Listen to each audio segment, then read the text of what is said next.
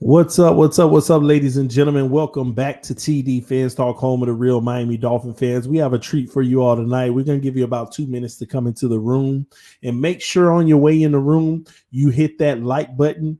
Please hit that like button. All you're doing is helping me let YouTube know that people like what we're doing over here, and they help us share the videos to other platforms, letting people know in their suggestions that TDPHINSTALK is here on YouTube. Guys, we have a special treat for you tonight. I hope you all enjoy. I'm not going to tell you what it is yet. Like I said, I'm going to give a minute or two to let people come in the room, but make sure you hit that like button when you get in. Shout out to Phinsanity 5 in the building, Chad Marchon, DM Fins. What's up, homie? How it do, King TD? I'm great, Dreadlock. I appreciate you, homie. Ronnie Nelson, I see you. Clemente 3472 said, hey, Phinsanity. Chris Gomez is here. Big E reporting in. He in the building, y'all. Chef Jew. Shout out to you, homie. We got 35 watching right now. 15 likes. Y'all hit that like button. What's good, TD, Phinsanity, and everyone? That's what's up. C007. What's up, man? I'm glad you with us tonight, because we have a special treat for you all. We have Phinsanity 5 about to do her thing. She has a lot to talk about, guys. She almost talked my ears off crazy today. But she has a lot of things that make a lot of sense, and a lot of things that we need to really consider. So without further ado, I'm going to bring her on and let her educate us. Let her tell us her thoughts on how things are going and how things should be going. But this is TDPHINSTALK, home of the real Miami Dolphin fans. Without further ado, what's up, Phinsanity? Hey, TD. Hey, everybody. And Graven, how are you? It's nice to see you in here. Chef Jew, Rashad, one of my sources. Huh? Yeah, I saw it. Graven. Oh my gosh, he's in here. Josh Hart, Alex Lee, Chef Jew, Aaron Bahrain. Hi, Dad, of course. DM. Yeah. Listen, one of the greatest to ever do it, and Graven is on here. So I am definitely now a little bit more nervous than what I should be. Man, I just made Engraven a mod, whether he like it or not. That way I'll know when he in the room for sure, because it just passed right by me. But without further ado, Phinsanity, you ready to do your thing? As ready as God is going to allow me to be. All right. Well, you enjoy. Go ahead and talk to him. Hey guys, it's your girl Phinsanity 5. I'm here on TDPHINSTALK, home of the real Miami Dolphin fans. And before I even start on what I want at number 5, let me know who you guys want right now to draft at our 5th overall pick. And trading is not an option. I'm not going to go down the rabbit hole of trading this to move back here. But if you had to pick right now, who is the guy that you want at number 5?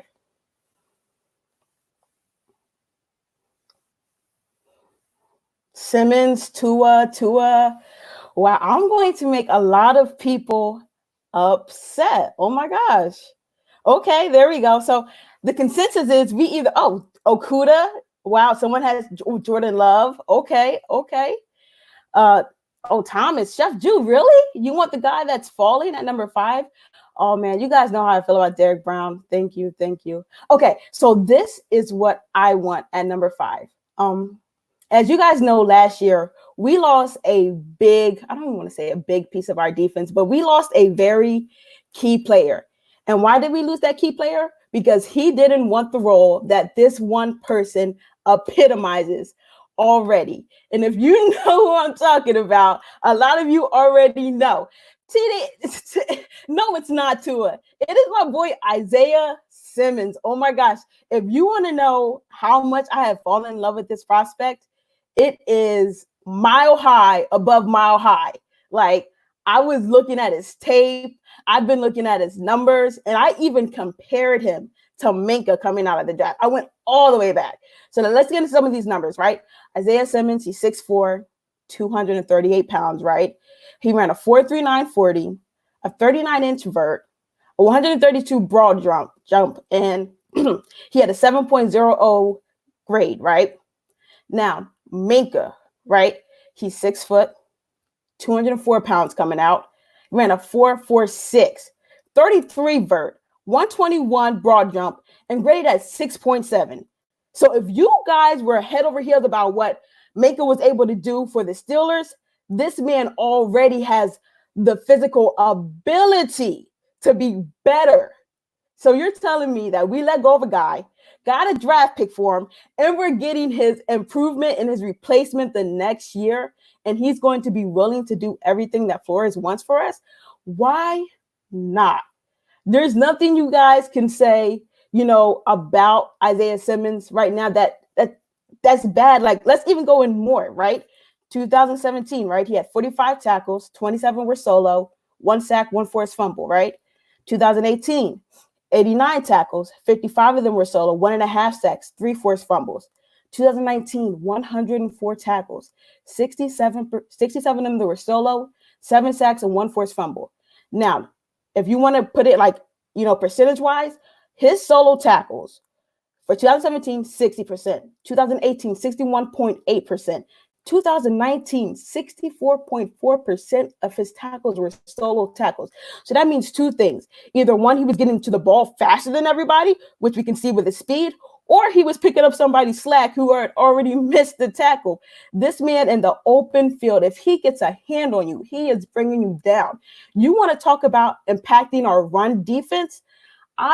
This guy right here, I'm telling you, he is someone who, with Christian Wilkins, will be a solidified piece for us for the next 10 years. This is a guy that we already know we're going to pay him after his rookie contract. We already know that he's going to be a Pro Bowler underneath Brian Flores and Josh Boyer and Gerald Alexander and Austin Clark. These coaches are going to be fighting for him at what position they want him to play because he is so versatile.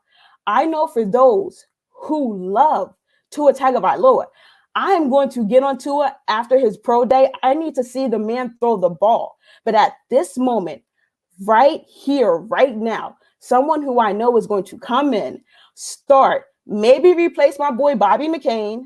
We're not going to get into that because y'all know how I feel about Bobby. But this guy right here, just go and watch him. He's always near the ball. He's not getting, he's not getting confused. He's not, falling for misdirection plays. He knows where the ball is going. He is so educated. He is so talented. And I am so excited that if he is there at number 5, even right now, if Tua is on the board, and I know the guys are going to kill me for this tomorrow, I want Isaiah Simmons because I know that changing the culture of your team starts on the defensive side of the ball. You have to be able to stop the other team from scoring. And that is something that we have fundamentally have not been able to do like lately. We showed development. We showed where guys like Nick Needham and the undrafted guys and Egwavon and all them, how they improved and became actual, NFL caliber talent. Now you have a guy who's already there, who's ceiling, like I wouldn't even put a ceiling on this guy. I wouldn't even know where to begin to try to compare him to, because I believe he has the ability with this coaching staff to be greater than great, bigger than big. I can see, millions of our fans buying his jersey. I can already see him being defensive rookie of the year. He is so good. Hey, EM, how are you? EM, you better be on here later in a little bit because we're going to drop the link and let you guys come in and talk with me and T-Day. So, and EM, because he is definitely someone that has a lot to say, a lot of good things to say. So, what do you guys think? Oh, someone said Sean Taylor. Wow. Hi, Alex Lee. Rashad Brown, yes, you did tell me. Sounds like a Raven to me. And Raven, you know what? It does sound like a type of player that would be on the Ravens. Like I can't even argue with that. G. Clooney, why would you say no to Simmons? What is your argument against Simmons? That's all I want to know. Oh, you're EM's number 1 fan. Okay, well, tell EM to make sure he makes it in after he gets off of work. I just want to know what your guys' argument against the guy is right now. That's all I want to know. Let's see. I don't think they bypass Tua. See, that's the thing, right? For Armando, you say you don't think they bypass. Oh, thank you, Elder. You don't think that they bypass Tua for Simmons? Well, you haven't even seen Tua throw a ball yet. You don't know what his motion looks like. You don't know how long it's going to take. You're telling me that they would not pass up on someone who could be impactful on their defense, a guy that Flores likes and wants, to be in our system, that switch, blade army knife type thing, over a guy who's not going to be there when you could possibly get a quarterback next year. You're not getting another Isaiah Simmons. So that's all I'm going to say. And I get it. You're not going to get another Tua Tagovailoa, but is he going to be Tua? That's why I said I'll get to Tua later, because we don't know what he's going to be. If you're going to tell me that we're going to get Alabama Tua, assassin, awesome accuracy, amazing throwing motion, the man knows how to run, I'm not going to put that behind him. And you're going to say that Tua is going to come back, unscathed from that hemp injury, then sure, why not? Of course you don't pass on Tua at that point. But if you really look at who this young kid is and what he could bring to our defense, you guys have to realize we're young, but we also have to get younger in our secondary, right? X is old, Rashad is old, Bobby's old. So we need to start bringing in their replacements now. We have a young linebacking core, but what about behind them? We're starting to get young on our defensive line. We brought in Wilkins. We'll probably hopefully bring in Clowney or Ngakwe, or I think Jones is getting tagged, or whoever, right? So that backside needs to get young, and they need to start developing the meshing right now. Because personally, I have gone out and said this in 2021, looking at our schedule, if our defense is in place, right, and we have the running game, I truly believe that we will be very extremely competitive in 2021. Just looking at who our opponents are and having a year to learn Gailey's offense and Boyer's defense, next year we should be hitting the ground running and just running through the teams that we're going to be playing, because a lot of the teams that we'll be playing next year will be in a QB crisis of their own. So we have to take advantage of that moment when it comes and it is afforded to us. Someone says we need Hurts. Well, Alex Lee. Oh man, listen, I don't like to kick any person down, no matter who they are. Anyone can be coached up, but I think we as a fan base have gone through the developmental phase long enough, right? So when you say we need Hurts, I get he's a winner and all that, but trying to go in and develop another quarterback for another 3-4 years, trying to alter various aspects of his game, saying, oh, he doesn't do this well, so now we have to wait a year and a half for this to develop, and then another year and a half for that to develop. I'm just not with it. Justin Herbert at number 5. Jay Cray? No, this is not supposed to be on Fridays. We need a quarterback. Sorry. See, I think this is what I'm also going to allude to. Why are we as a fan base, right, not looking at a better option at quarterback in free agency? Like, if we're really going to build a team and we have this small window and we want to sit our young guy and let him develop, why aren't we trying to get better? Are we really happy with the inconsistent play of Fitz? I mean, granted, he had a great back. TD, don't start. Yeah, we had a great back half of a season, right, against the Eagles. I was at the Jets game where we got cheated out of a win. And then, of course, we capped it off with a win against the Patriots. But Fitz is very inconsistent, like extremely inconsistent. Like, I have his numbers here. There's games where he's throwing, 40 plus times in his own, 21 for 33 for 169 yards. If your quarterback throws the ball 33 times and completes 21 of those and only gets 169 yards with 0 TDs and 1 interception, you might have a problem. And Ian, yes, inconsistent. Yes. Like, let's not act like Fitz was on fire the whole season. Like, Tina, you might have to drop this link, because I know Ian is going to have a lot to say, and I would love to talk this out with him.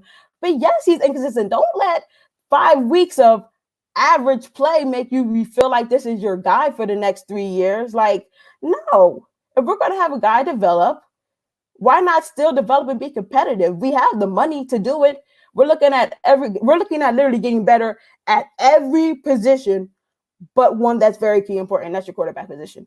That makes no sense to me. We're still doing it. You think he was above average? Oh my gosh. if you really think, thank you, Louisiana Tiki. If you really think that he was above average during that, then come on. Like, are we serious with this? Are we serious with this? They put the man in the shotgun, told him to throw the ball 33 plus times. Devontae Parker came along. Gesicki came along. They finally started catching balls. But, like, let's not act like Fitz was, even if we made the playoffs, we was going to make a run with Fitz in that playoffs in the AFC. We weren't. Like Fitz is not our answer.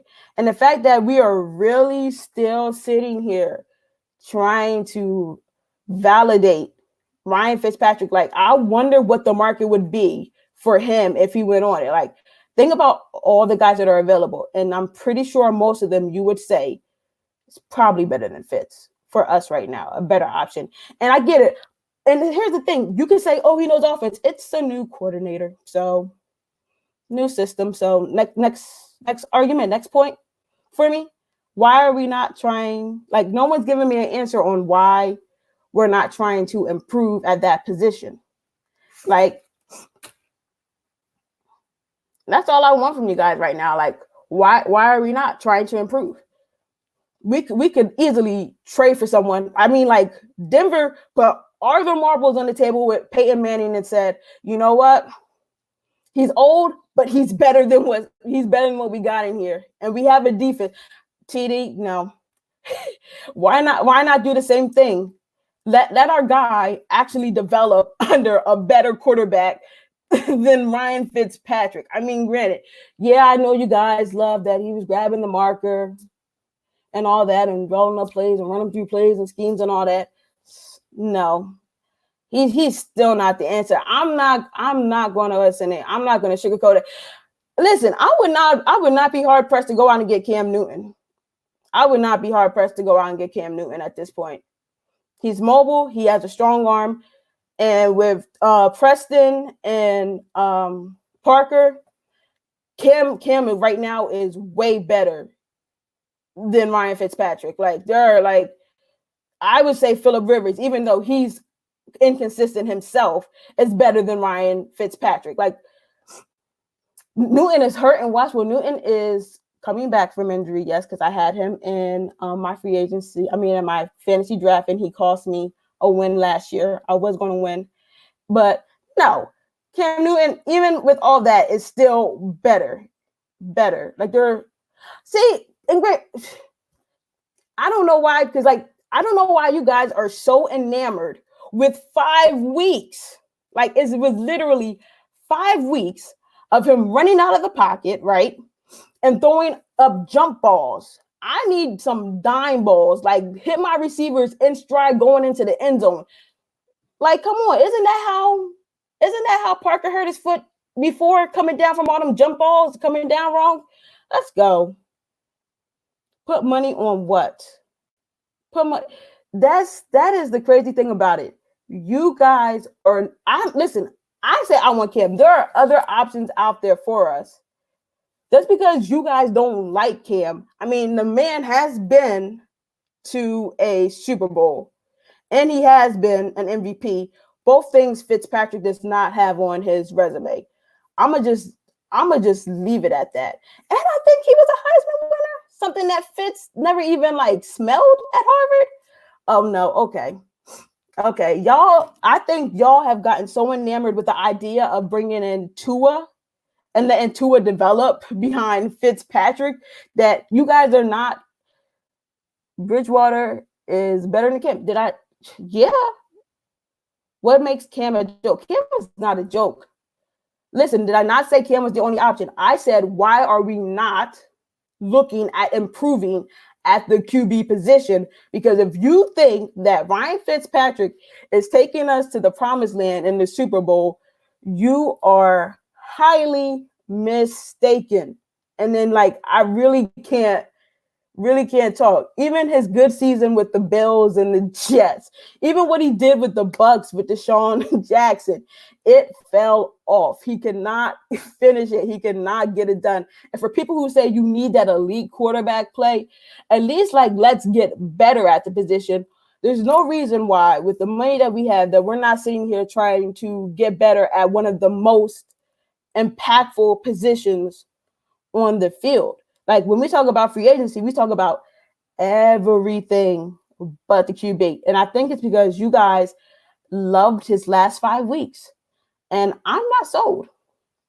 I'm not sold on it. I'm sold on getting better. Like if you own a business or a corporation and someone brings you a resume and it's better than what you have on staff, are you not going to hire that person? Are you not going to find a spot for them within your corporation, or are you going to let them go to a competitor? Like, are you guys like really thinking about this? Who's better than Fitz for this team? Pick someone. Pick someone other than Geno Smith and Blake Bortles and Trevor Siemian that are all free agents. Like, come on, are you serious? Are you serious? Did he beat up on us so bad in the AFC East that we are now sold on this guy? Yeah, listen, he's a team player. He's a leader. He has to be. Who wants to keep moving? But you guys are sold on the guy. You're sold on the guy that could not find a home on a team since when? How many teams has he been on? And he hasn't been able to solidify a place for him in any other organization but ours. Does that not say something to you? Does that not say something to you that he has not been able to find a permanent home other than our organization, because our fan base is so quick to jump and get so complacent and so comfortable with mediocrity? Like, come on. It's a simple thing. Thank you, Joel Savada. Like, come on. All I'm asking you is, why would we not want to improve? And you guys are not telling me why you would not want to improve.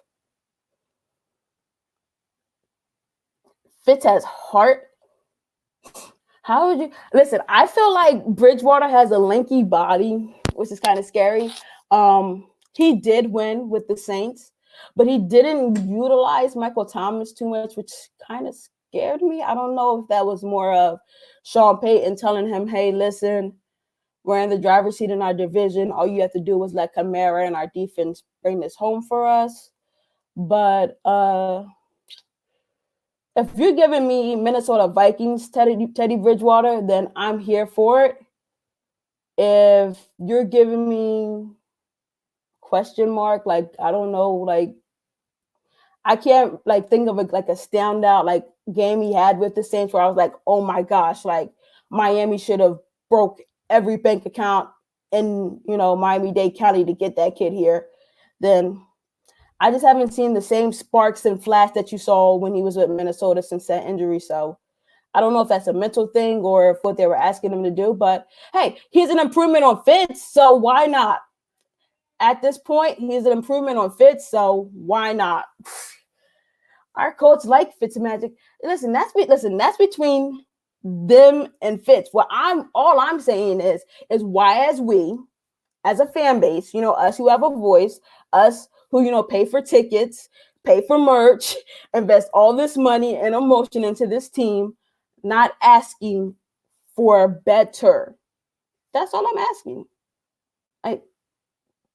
And none of you have given me, all you guys are saying, well, who's better? Who's better? A lot of guys, go look at the QB free agent market. There's a lot of guys who are better than Fitz. Like, if you were to put Fitz in that market, Fitz would probably be the last one taken off, other than, the bottom tier guys like Geno Smith and all those guys. So, and this is what I'm talking about. Our team. This is what I'm talking about. We have a chance to get better, even if you bring in a veteran, right, who's better than Fitz, right, and you get one great Super Bowl run out of it, and then you allow Tua or Love or Herbert to develop underneath someone who's been doing this and actually has been an amazing franchise quarterback. Let's put franchise quarterback underneath some of these guys' titles, right? Then you bring them in and they understand the business of not being the journeyman and, just saying, hey, man, listen, as long as you go out and do this, man, some team will pick you up. I did it. So like, that's what I'm saying. Why are we not? You're in the panel, educate someone. I don't know what that means. I don't know what it means. All I'm saying is that no matter what, we should always be trying to improve. And the fact that we have become so complacent intolerable of Fitz because we believe in this 3 to 5 year plan that Flores has out. It doesn't mean we can't demand more from him. This is the time where you can do it. Think about what Denver did. You put a solid defense behind one of these guys, and listen, this is their last hurrah, so they're going to have to leave it all out on the field if they won a Super Bowl. And then you're bringing in a veteran to beat up on possibly 3 young quarterbacks twice a year. That's like 6 wins already there. Like, what? You're telling me we have a competent veteran with Parker, Gesicki, and Preston, and we could throw Jakeem in there and Albert, depending on what they do with that. And then we go on and get one of these, juggernaut running backs from the draft, right? And you're telling me we can't beat Sam Darnold and Josh Allen and Jarrett Stidham? Do you know what bringing in a veteran quarterback would do to our win-loss projection? And that's just crazy to me that you guys don't see that. Our win-loss projection would go way up. Our over-under in Vegas would go up by a couple of games. If a miracle happens and Brady leaves the Patriots, right? Then who in the division is there to stop us? Like really? If we really fix this defense the way we said we're going to fix it, and we bring in a franchise type quarterback, who's really going to stop us in our division? So now you're talking about pretty much an automatic playoff bid unless Belichick pulls out another rabbit out of his hat, which I do not put beneath him or under him. I'm pretty sure Belichick has a couple cards left. I flip side fishing to play in his hand. So I'm not just going to concede that we have it, but why not just someone tell me, why not get better? Why not let our guys develop under someone better? That's what you should want for our franchise. That's what you should be demanding from our franchise. Like my parents are season ticket holders. And the last thing I want them doing is spending, because they have clubhouse seats, so those are expensive in themselves. Then they got to pay for flights there and back all year, plus hotels there and back all year. So why not, when they go down there, they get to see something competent? You put a veteran quarterback up against some of the talent that we're going to be playing this year, there's going to be a lot to be said. We have the Chiefs and the Rams and the Seahawks. And I'm not too afraid of the Chargers right now. We'll see what happens with that. Sorry, I was getting a little parched. We could actually be a lot more competitive. And the fact that y'all don't want to be 10 times more competitive than what we are now is absolutely crazy. And it's because some of you guys want to see Tua, maybe not this year, but next year. And you know that if we were to bring in a veteran guy who could possibly give us 2 more years, now Tua's coming in, on his 3rd year? I don't think that's his contract year yet, because they get 4 years, right? Like if they're like in the first top, whatever, right? So, and that's the thing. We don't want to, stall out the next Tua era. God forbid we do that, right? God forbid we let Tua develop for an extra year and we're actually competitive even more. And we get this defense 100% on their P's and Q's, where we're looking at one of the top 10 defenses in the league. And then we let Tua or Love or Herbert, who's, had 2 years to understand the speed and the change of this league compared to the collegiate years.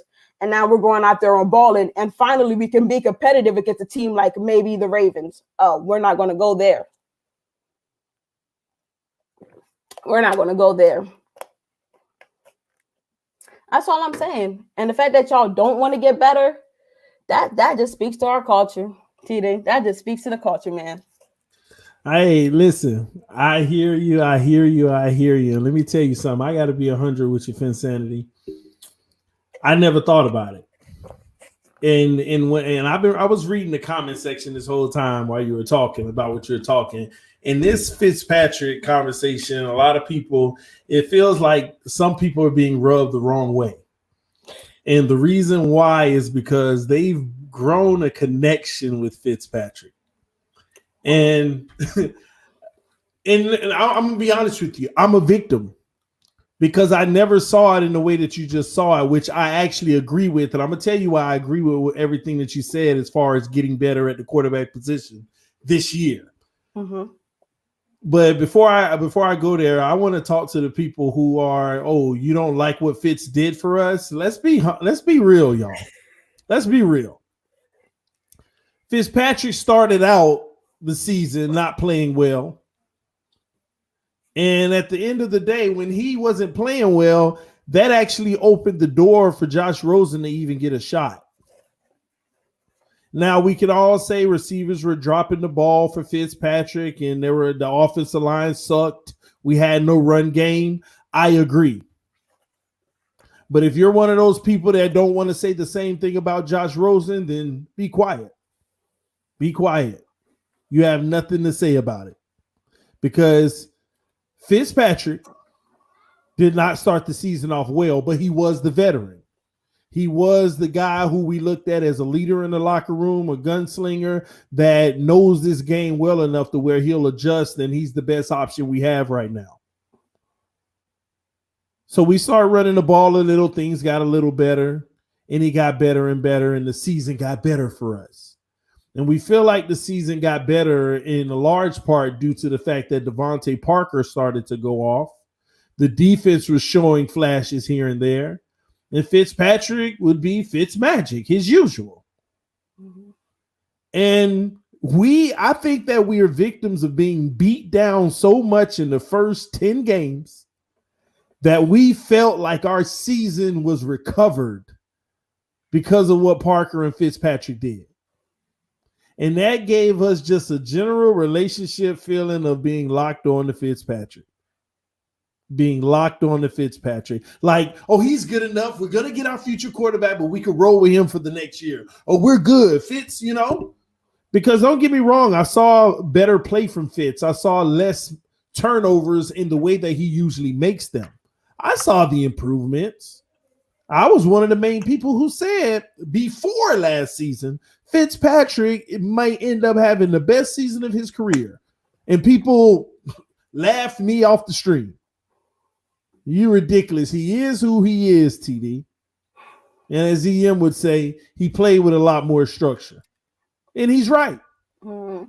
He's right.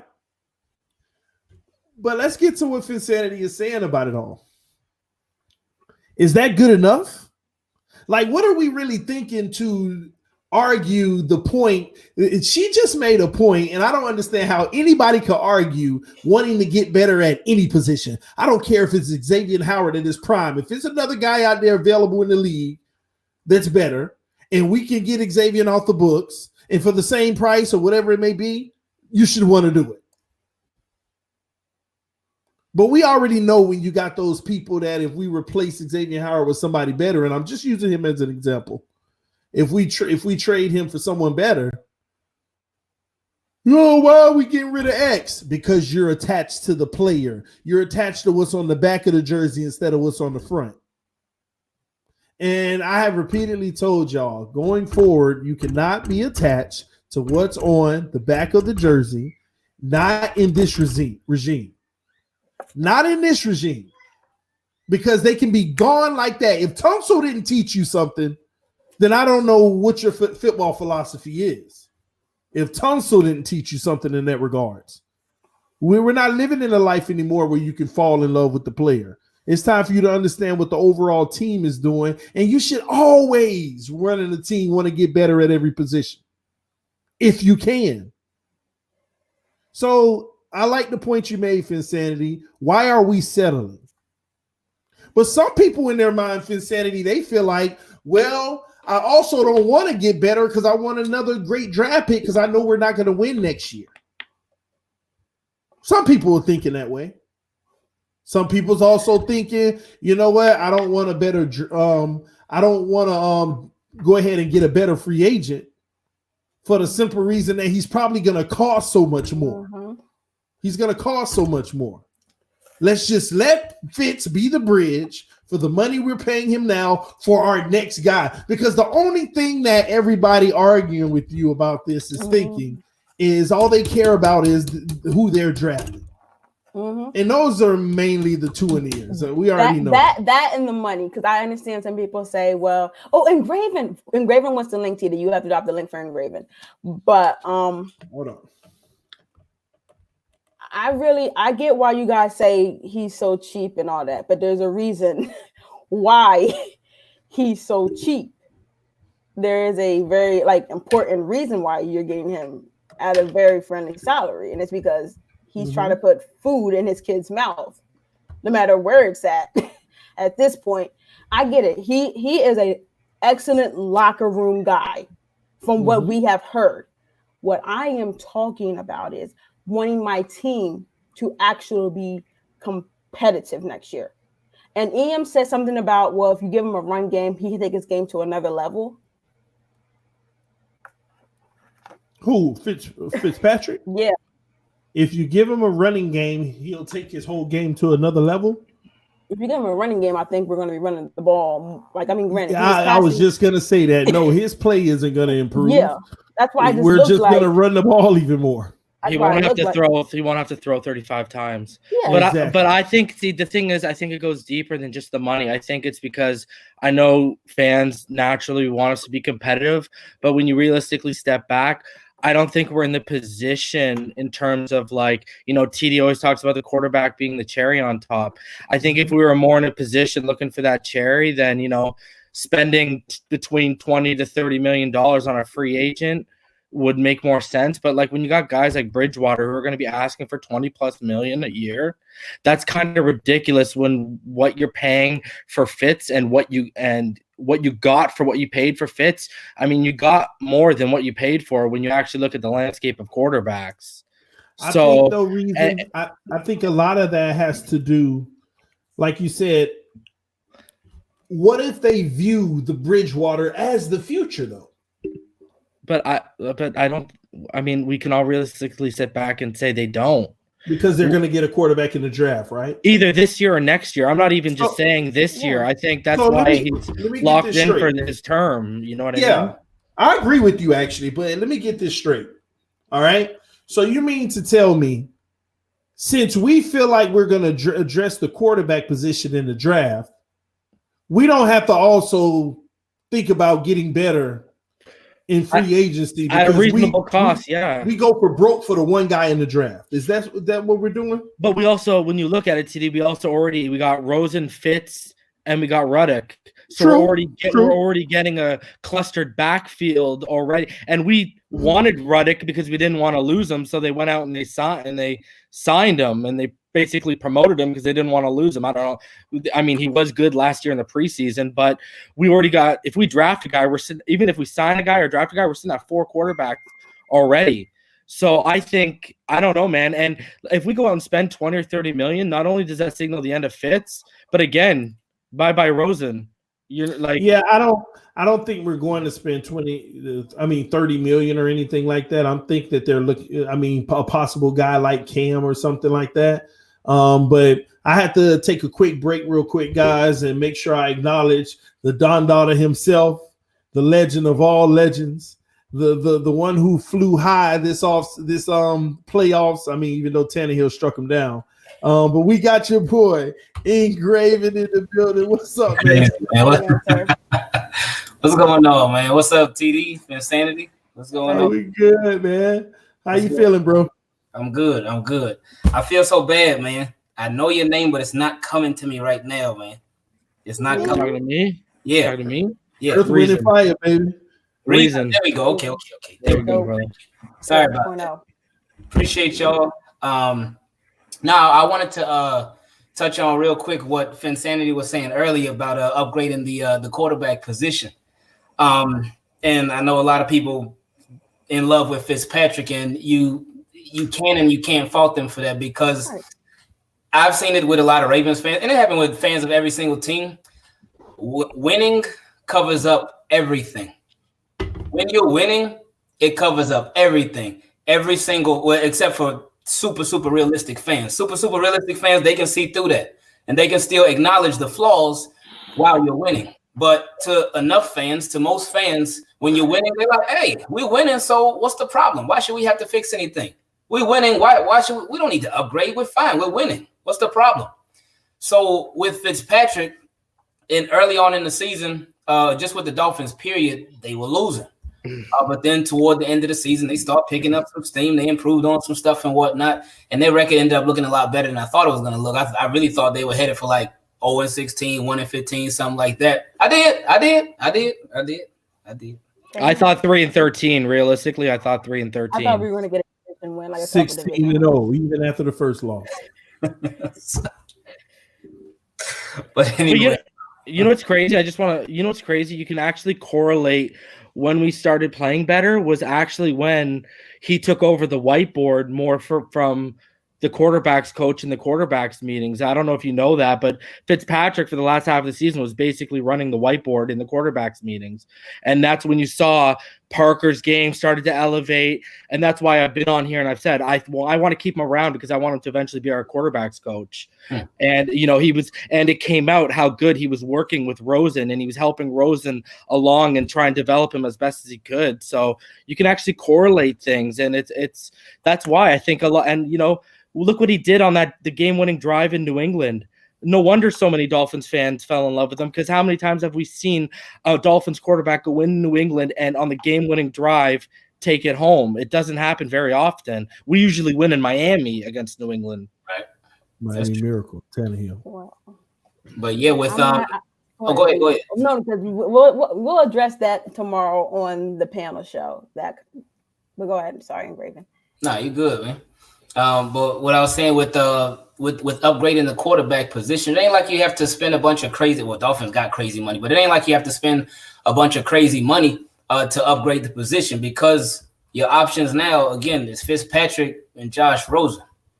And with the Dolphins, I know realistically, and of course, I know some people that's going to get offended by this, but it's just being realistic. I don't think any Dolphins fans realistically think that, this year is the Super Bowl year. Yeah.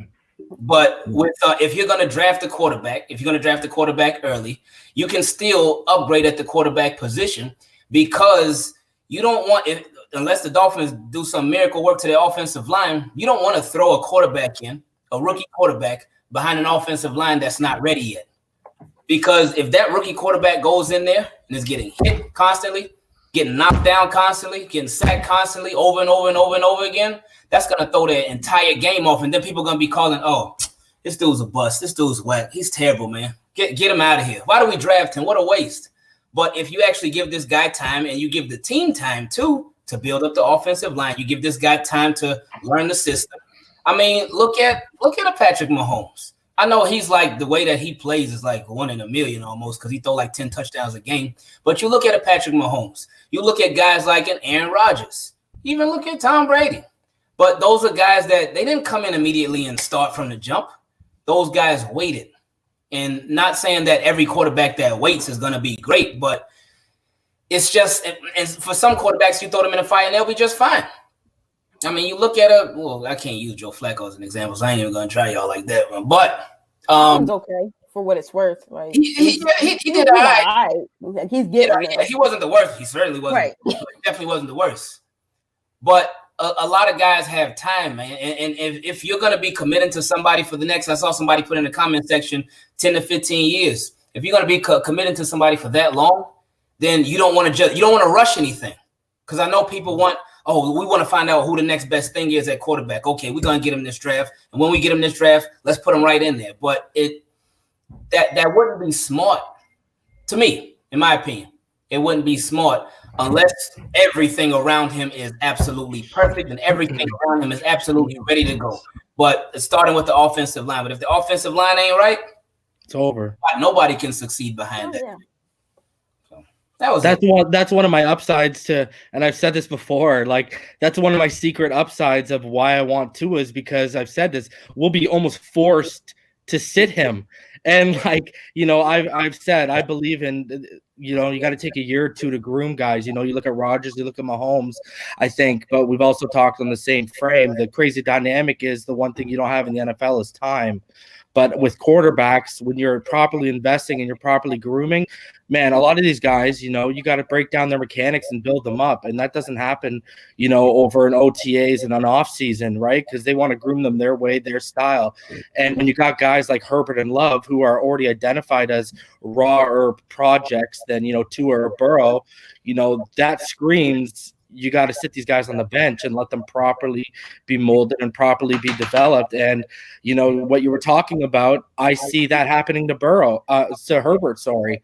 I see some team like the Chargers rushes him out there week 6 or week 7, and the kid gets crushed out there. And the one thing I've stressed about that position is, as much as it's physical and mental, confidence is a massive thing for that. And when you put a kid out there and they start getting killed, and then they start reading the media headlines that people are doubting them already, you get into a crazy downward spiral that's really hard to come out of.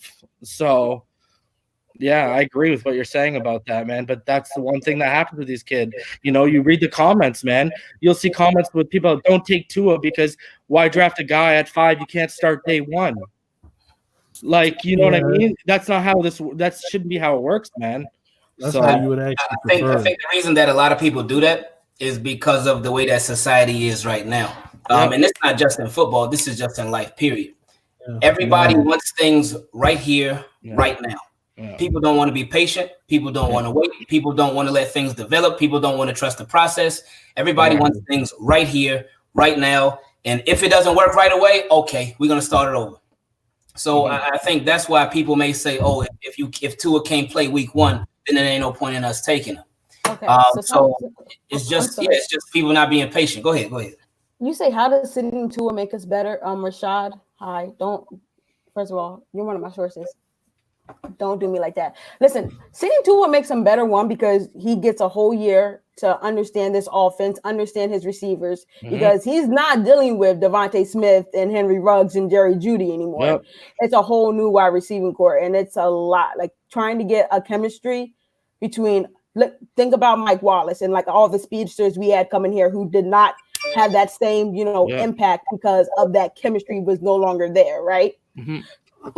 2, you ensure that hip and everything is as perfect as like the sun is literally shining on his hip at this point. So if he gets hit, if something freakish happens, it's not because we put him in there too early. It's because we got so much bad medical reviews that not even we could foresee this coming, right? And 2, he can get his eyes adjusted to the speed of this game, especially how defenses move. It is so much different. Yes, the SEC is probably the most comparable, college conference to the NFL, right? But it is so much faster. It still is. Like, think about how Minka looked his first year out there, and he was flashing for Bama. You have that clock.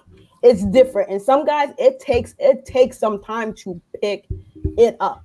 Even Dwayne Haskins, he had a guy with him from college, and he still couldn't get it done at first. It took him that time and understanding how these linebackers and these safeties, every level moves at a different speed. So when Sam Darnold said he was seeing ghosts, he was not lying. He was seeing flashes and vanishes past his face, because you got guys coming from your left, your right, your front, your back. You literally feel like you're playing, what is that dance game, like where you're always moving your feet and you're hitting the arrows on the dance boogie board. Dance Revolution. Dance Revolution. That's what you feel like you're playing out there when you're a quarterback in the pocket, because you do not know where to set your feet at, where to move them, and how to get, lined up to throw that ball down the field. And then even that, trying to throw a ball across the middle of the field in the NFL is so scary and dangerous for a quarterback, because you don't see that guy. He is coming and he's there. He is undercut the throw before, and you could have put everything that Moses had in that staff on that throw. Yeah. So that is and another thing is, it would like what Engraven said about the line. It would also give us 2 free agencies and 2 drafts this year and next year if he sat for a year to properly build around him on that offensive line. Whether it's him, Herbert, or Love, you sit them for that year and you give them 2 free agencies and 2 drafts to properly build that offensive line in front of them, because right now Julian Davenport and Jesse Davis as our tackles ain't going to get it done, guys. So here's the issue, because I think we had a moment of educating people on why it's good to sit these young quarterbacks at least the first year or so, and it's been proven the last few to do it have been some of the most successful. I mean, you got Rodgers, Brady, Patrick Mahomes, a lot of these guys. But here's the thing. I want to get back to the Fitzpatrick thing, because we're all talking, but we're not giving all the elements to the situation. So are we going to forget that Fitzpatrick also had moments where it looked like he couldn't throw the ball past 35 yards? Are we going to look past the fact that this man was playing in pain for the second half of the season? We all talked about it every week on the stream. Is he going to make it? Is he going to make it? That arm isn't, it has a lot of gunslinging miles on it. And my thing is, when you're bringing in fresh new players, a running back, a wide receiving core, whatever it may be, you want the best that you can at the position to also extend all those other guys play. I mean, so what are we going to do when you have Fitzpatrick and he goes down and we got this young rookie that we want to sit? He's coming in. I had this conversation today. I said, if we're 2-6 or we're 3-7, I'll put a paycheck on it that we see the kid we drafted hit that field for at least 2 starts. Because you know why? And you know why? Then. Sure, but it could game and he can't play. It could also be something as, hey, we want to see what we got because we're 2-6 or we're 2-7, and Trevor Lawrence is coming out next year. Did we draft the right guy? But again, how will you determine that throwing a guy in without letting them sit and understand? See, that's the mistake NFL, that I believe that we. Yeah, it's not the NFL. It's what some teams that make bad decisions make the NFL. There's a difference there, in my opinion. There's a difference. And now I get what you're saying. That's the climate of what most teams are doing right now. But again, are we going to follow the status quo, or are we going to be smart and make sure we protect the investment that we made in whoever this young kid is that we draft at quarterback? Are we, if Fitz can't go, do we have a plan B for that situation? Because I don't want to throw my rookie in just because. Because the fan base is calling for him. So tell Josh to put the clipboard down and get in there. That's what it's going to come down to. I mean, you may be right in that sense, but that's if we keep 3 quarterbacks. I think they will. I think there's going to be a healthy competition, and we always come back to him, man. His cap hit. The guy makes like $6 million this year. I don't see them unless they get. What are you going to get for him right now? A 6th round? A 7th round? Why I don't understand why we aren't also considering an option. And I'm not even an advocate for Cam Newton being the guy, but I'm using him because he's a good example in this situation. A guy who's capable. Why would we just turn down trying to get a 2-year done deal with a guy like that? Because it's not like we're not going to have the money that we can get off the books the very next year. Like, let's be honest about that. We'll have the money and we'll be able to go into next year. We don't want to take that money anymore. We can get rid of it. But why would we just ignore that and say we got Fitz? That's what we're going to roll with. I don't want to stunt the growth of anybody else because of one guy goes down. Mm-hmm. I want to be able to evaluate everybody on that roster. How can I continue to basically evaluate Devontae Parker's next move? If Fitzpatrick goes down or he can't throw past 40 yards, how am I supposed to evaluate, is he improving? Is he living up to that contract? All those guys on our roster. You see what I'm saying? It's like, is that something, am I just talking, or is that something that we should be considering in regards to not just being so sold on Fitz being the guy? Go ahead, Phinsanity. Wait, what was the question? I'm sorry. I was reading the comments. Sorry, TD. No, you're good. I'm just trying to understand that is it just me, or should we actually at least be considering looking at options to replace Fitzpatrick, a more durable one, just as good, if not better, for a decent price, because we'd only be on the hook this year for it. Next year, we can get right back off of it if we want. Like, well, I don't want, and basically, I don't want to see I want to be able to really evaluate these draft picks that we're going to bring in. And you're going to need a solid quarterback behind the helm in order to do that. Right. And that's why I kind of threw in the whole Denver situation. Like, they put all their marbles in on their offensive side of the ball and realized that ain't it, right?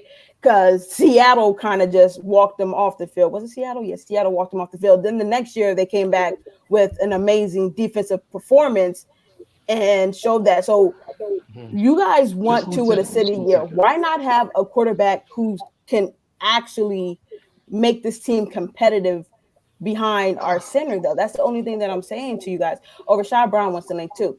And the fact that we're not even trying to be competitive because we're so sold that in 2021 Tua is going to be the guy, I am not arguing that point. What I'm saying is we're living for right here, right now. I may not see 2021. That is not promised to me.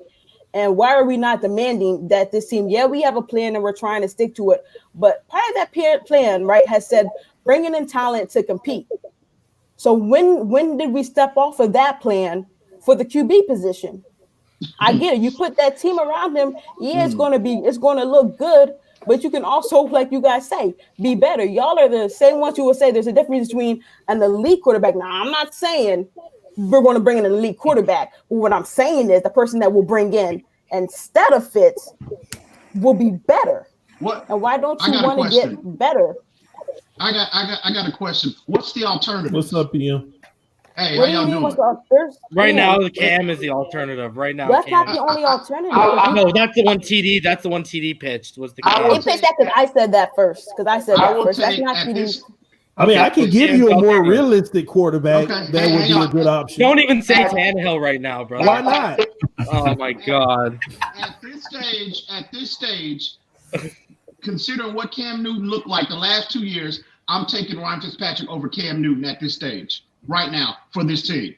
Absolutely, I am, and I'm saying that with a straight face. EM, you were in agreement with me on it. Looks like it's a struggle out there still right now for Fitzpatrick. Oh, you can tell you can tell there's certain drives where his arm doesn't have it because of his age. But my only thing with Cam is I feel like we'd make that trade and we'd get like 7 or 8 games out of him.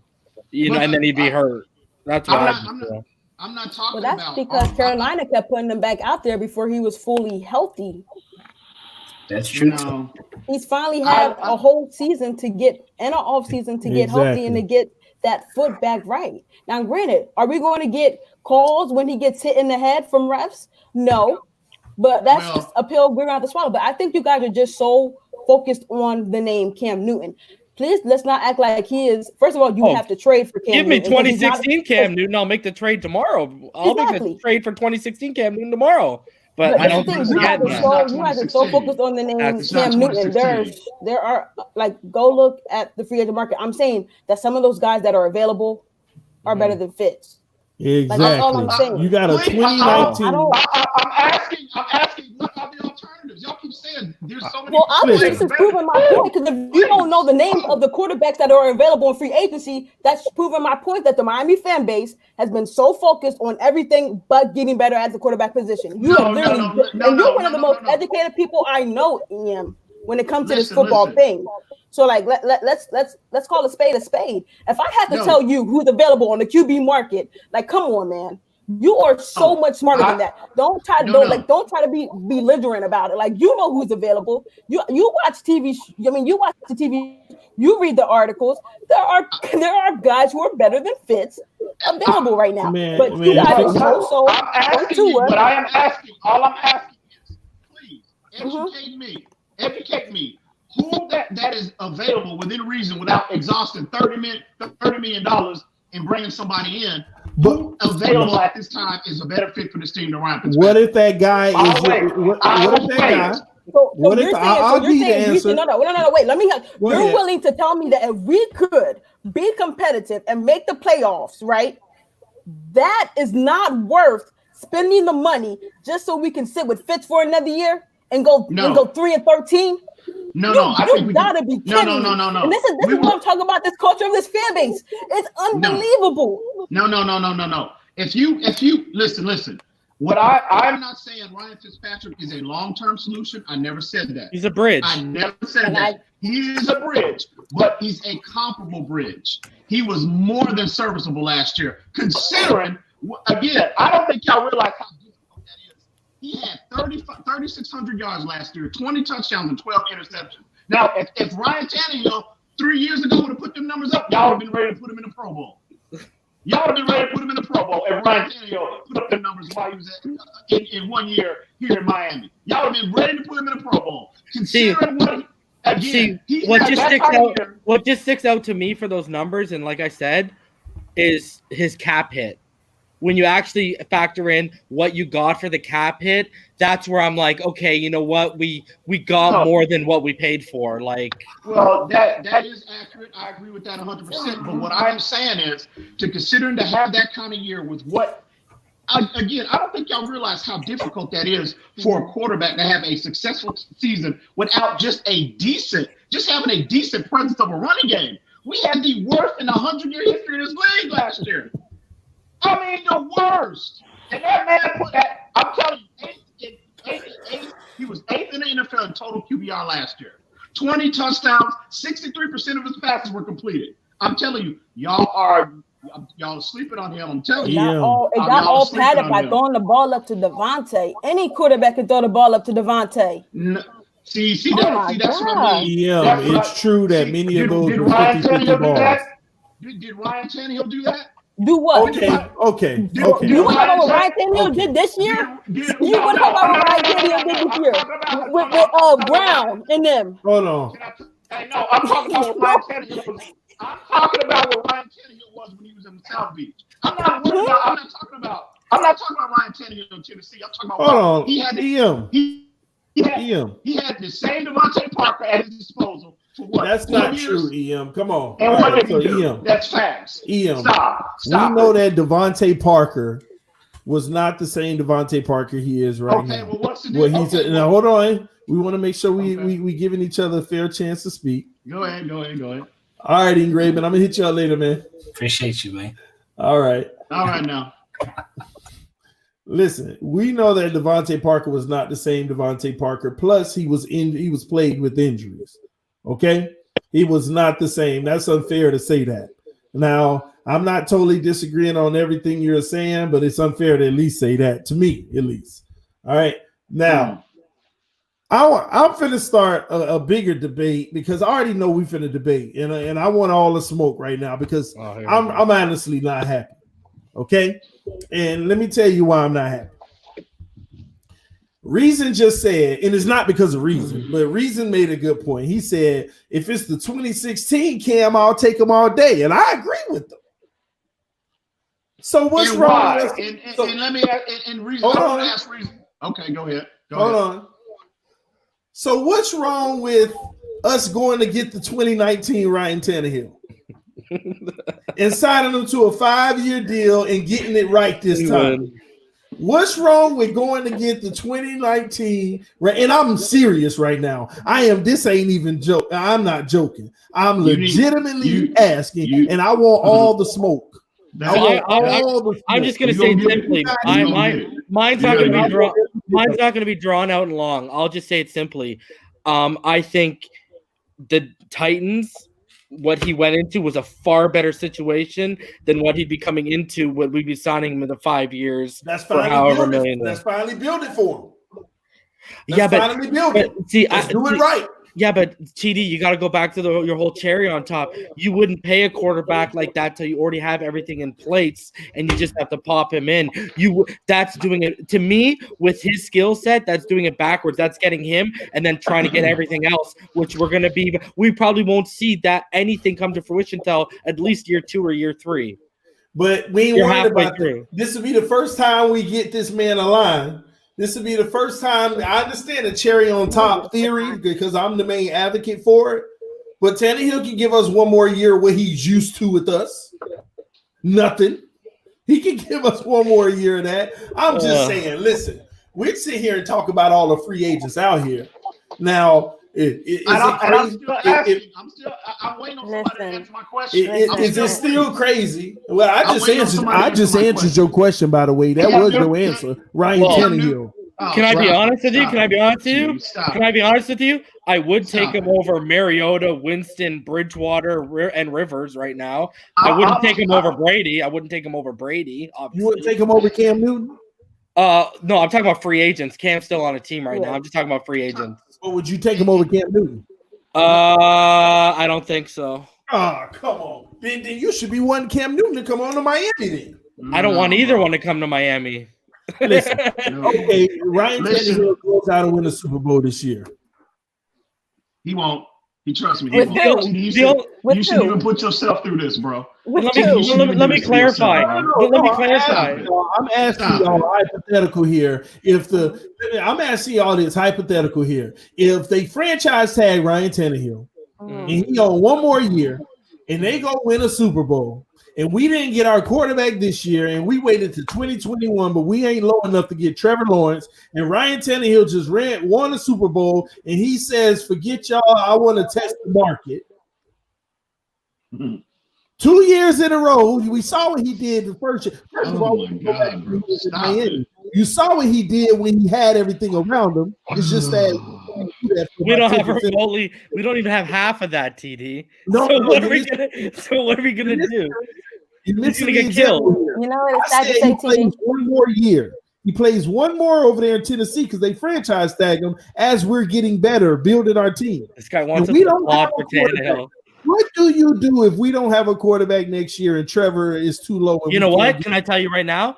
I am so excited about next year's quarterback draft class. It's deeper than this year's, man. So if we miss out on Tua and Love this year, and we don't get Herbert and we don't get Burrow, and by the way, guys, I would be really worried. I think if we're trading up, it's not for Tua, it's for Joe Burrow. Because everything I'm hearing, I don't know if you guys saw the new Armando.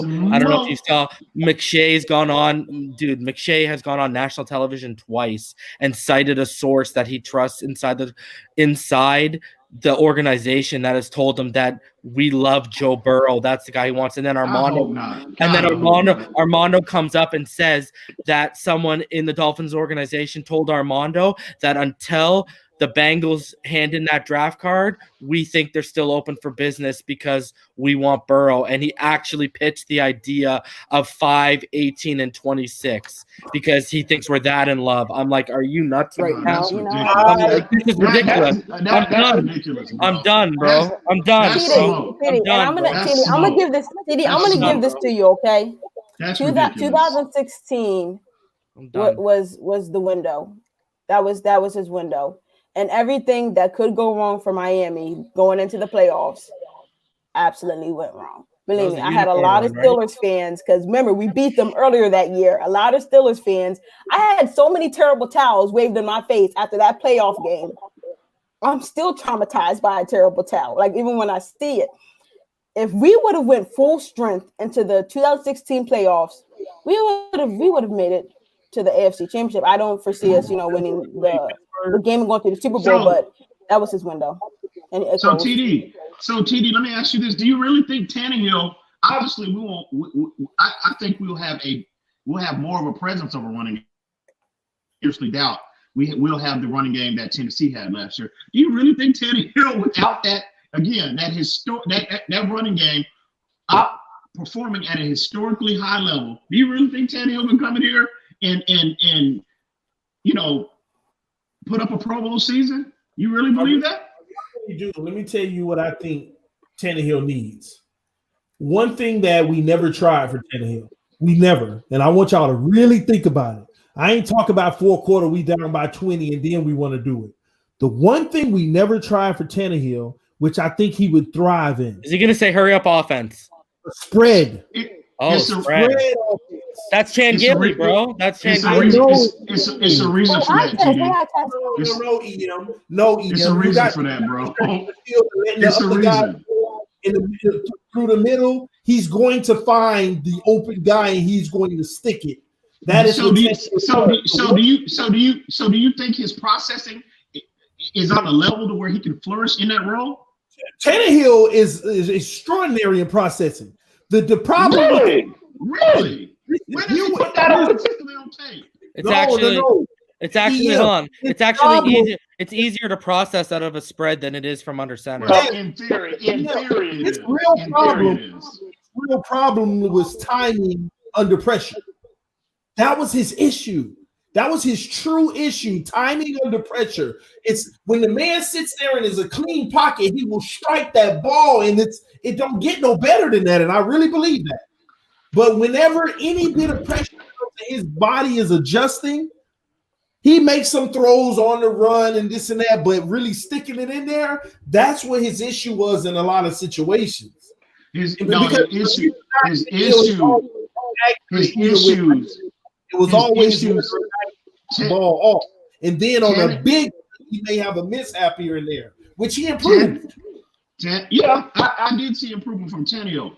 But Tannehill's issue was always he struggled with delivering the football consistently to the intermediate part of the field consistently. That has always been his knock, bro. And in the intermediate part of the field, when I watched all of Tannehill's film, and I promise you I have, in the intermediate part of the field, one of the biggest issues we've had is receivers actually getting open. He has always struck the ball in, but he's throwing in a tight window where the guys always bat the ball down. We can say, well, if you would have put it on the runner, stuck it out there and different things like that, you can argue those things. But in a lot of cases, again, most of the time the pressure was coming. And then on top of it, in intermediate, let's be honest here, most of the coaches he had wouldn't even put him in an intermediate situation in a lot of times. It's a reason for that. It's easy to say that's why. No, it's facts, bro. I'm going by facts. Okay? No, you look at the system. Hey, look, hang on. Situation. Listen. When Tannehill, under Joe Philbin, let's remember where Joe Philbin, what system he came under, right? The West Coast style of offense, right? Which is predominantly an intermediate concept-based offense, okay? Joe Philbin studied under Mike McCarthy. We hired Joe Philbin. We put Tannehill in that system. We tried to fit him into that system and try to make him that quarterback. It didn't work, okay? You go fast forward to Adam Gase, okay? Again, Adam Gase, his system is a little more diverse, but he does implement a lot of intermediate concepts in his game plans as well. He tried to put Tannehill in that system initially. It failed, okay? But when he dialed Tannehill's responsibility back and leaned more so on the running game, okay, when the opposing team has to account for the presence of especially a successful running game, you have to stack the box, and that opens up windows for quarterbacks. Yeah, and that's where that is the best system Tannehill needs to be in. You can't. Tannehill is just. His processing is not. That's every quarterback. Okay, you can say that with every quarterback. We're talking about Tannehill right now. Tannehill's you can say that he's never been placed in a system where a spread style system where 80% of responsibilities is predicated on him making the right read, seeing the window, anticipating the window, and delivering the ball consistently on time. We can say that, but Tannehill has never displayed that skill set consistently since he's been in an NFL. And coaches, as we can see that, coaches see that, and they have not put him in a role like that. It's for a reason, because he hasn't displayed that skill set consistently. Yeah, I don't. It's not difficult to understand. What you fail to realize is you are not giving a real depiction of Tannehill's Miami Dolphin history. Okay. I think the only thing that you're judging is Tannehill year 4, 5, and 6.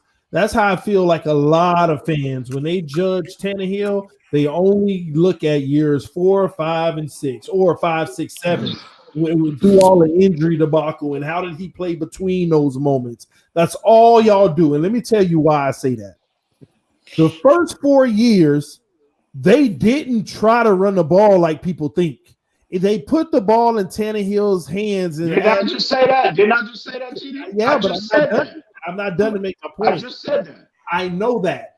I'm not done. I never said you didn't say it, did I? Okay, go ahead. So, they put the ball in Tannehill's hand to throw the ball. There is a reason this man was in the top 3 all time in his first 4 seasons in passing yards. There is a reason for that. There's a reason why he was top 2 in completion percentage. Wait, hold on. Let me. No. I'll give you the accurate stats tonight. He was the most sacked quarterback in the first 4 years. Okay, he was the most sacked. First of all, he's the most sacked, and he's top 4 in yards all time. That's a fact. In the first, okay, there's a reason for that. This man was throwing the ball in the middle of the field, down low, over the top. The only issue he had early on was throwing it over the top consistently. That was his issue early on. As time went on, Tannehill's lines got bad. Every time he made an intermediate throw, I saw our quarterback deliver it right in the hands, but a defender all the time. It was one play out of every 5 plays. No, I'm not. Okay, hold on. That's what you fail to realize, bro. You just made my point. Where's the consistency in that? Hold on. You just made my point. In that? You said 1 play out of every 5. Do you realize how impactful 1 out of every 5 is? Do you realize be better than 80% off rip from that 1 out of every 5? That's what we our numbers like 1 out of every 5. It's already crazy enough. Quarterbacks only go for 70% completion percentage. So you take 1 out of every 5. Quarterback ceiling is 55% then. That's horrible. The 1 out of 5 is That's horrible in today's NFL, TD. The 1 out of 5 is very important, bro. 2 out of 4 is terrible in this league. Listen. Why are we talking about this guy?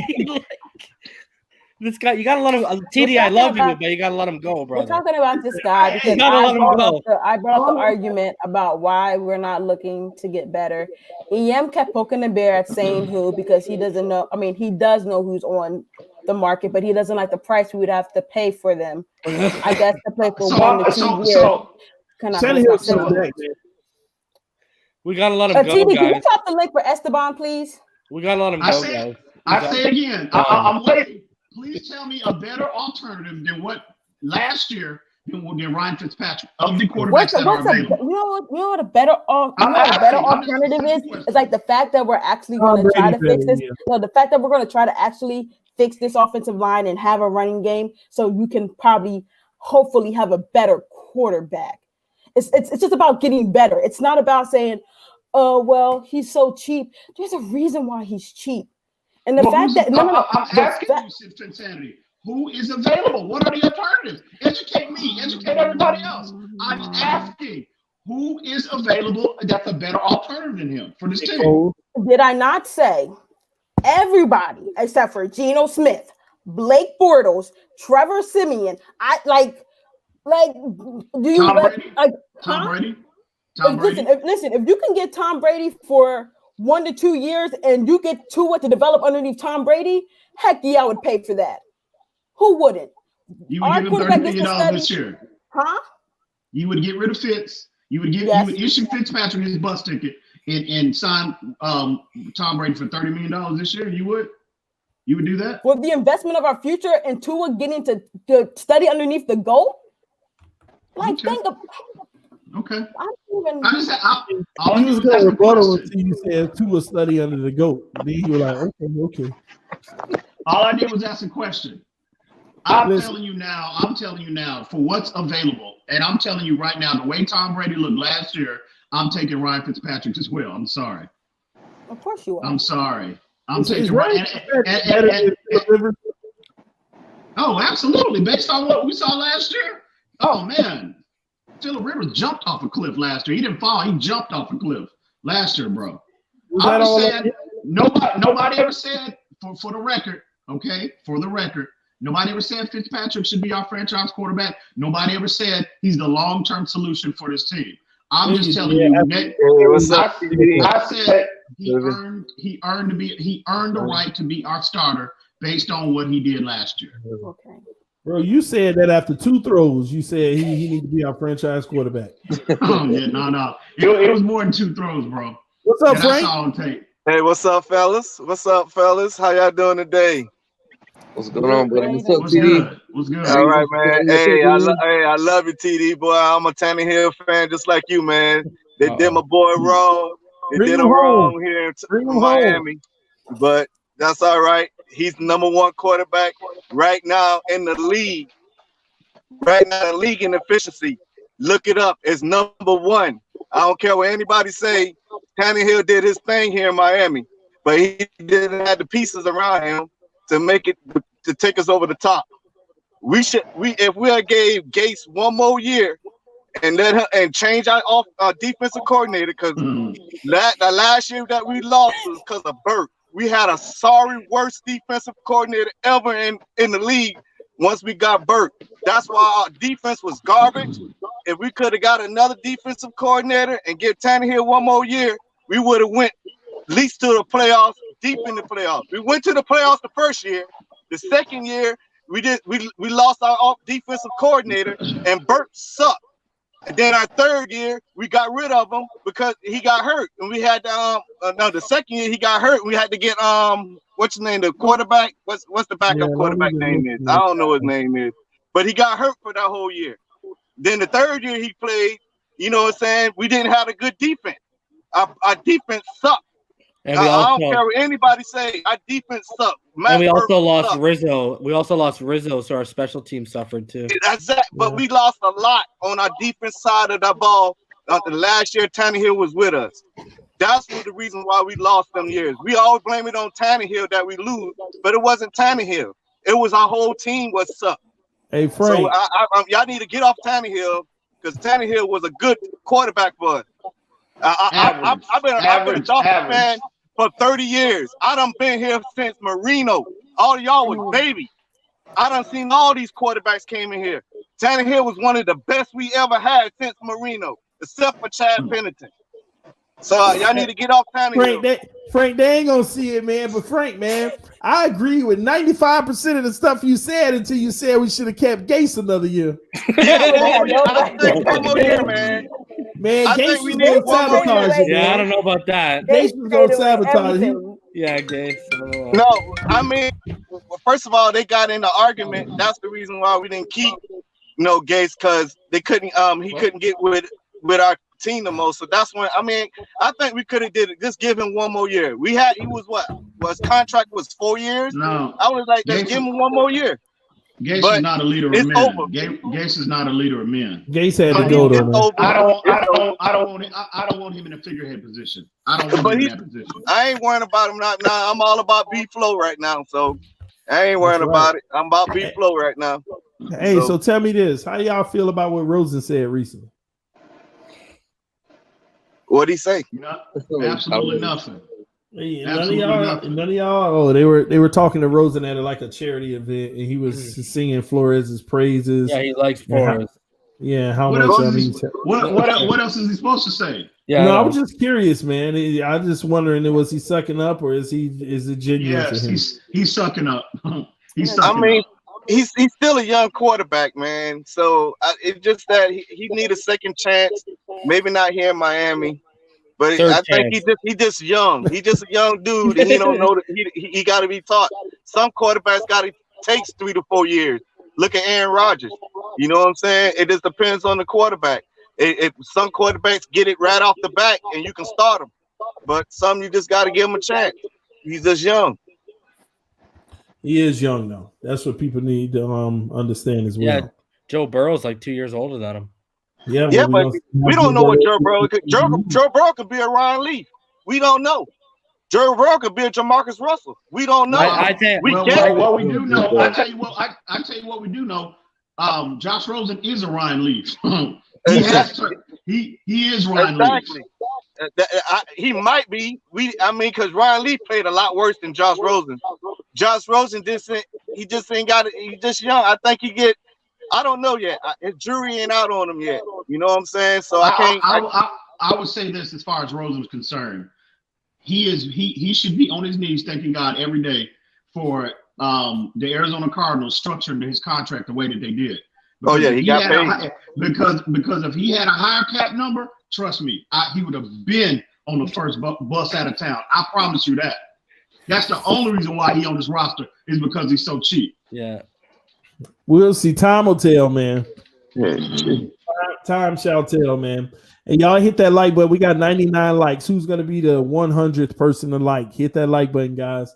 So let me ask you all right? We've been doing so much. We're having so much conversation about the number 5 pick. What we doing at number 18? Man, that's the thing. Y'all were talking about last night. Trade up. Running back. Yeah, that's the pick I would trade up, man. Yeah, to get a tackle. That's what they're gonna do. We need a running back. Yeah, but you can get running back at 26 or at the beginning of the second. You think so? Yeah, they're not that deep. Deep. There's not going to be a run on them till at least late first. I mean, why don't we get the best?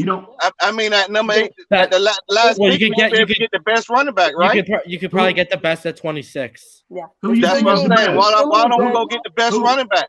Because who do you think is the best? It's like I don't know. I was hearing about 2 guys that went from Jonathan Taylor. What, Ohio State, I think. Oh, J.K. Dobbins. Dobbins. I think DeAndre Swift is the best running back, most complete. I think. I'm not sure. I don't listen to college ball. For the bang for your dollar, I think DeAndre Swift is going to be. He's going to exceed all of them. I think. The thing with the 18th pick is the way it's looking right now is you're probably going to have to use it to move up and get one of those top 4 tackles, or you're going to have to settle for a guy like Austin Jackson later on in the your 26th pick. But if you want one of those top guys, because like even Josh Jones might not be there, but who's the 5th guy, right? He probably won't be there by 26. But the way it's looking right now, those top 4, you're going to have Wills, Becton, Wirfs, and Andrew Thomas probably going before 18. Reason to trade back up from 18 into the top 10. Do you think it's going to cost that 26 pick? No. You don't think so? No. Okay. What about linebacker? I think that one of our best needs is linebacker. Get to 10. Yeah, we do the Simmons at number 5. Man, there's a lot of linebackers. Yeah, I think so too. Simmons ain't getting past the Giants if he's there. Well, we need linebacker bad, man. I think if we get a linebacker, that's gonna help us. You know what I'm saying? And what? You don't have no faith in Jerome Baker?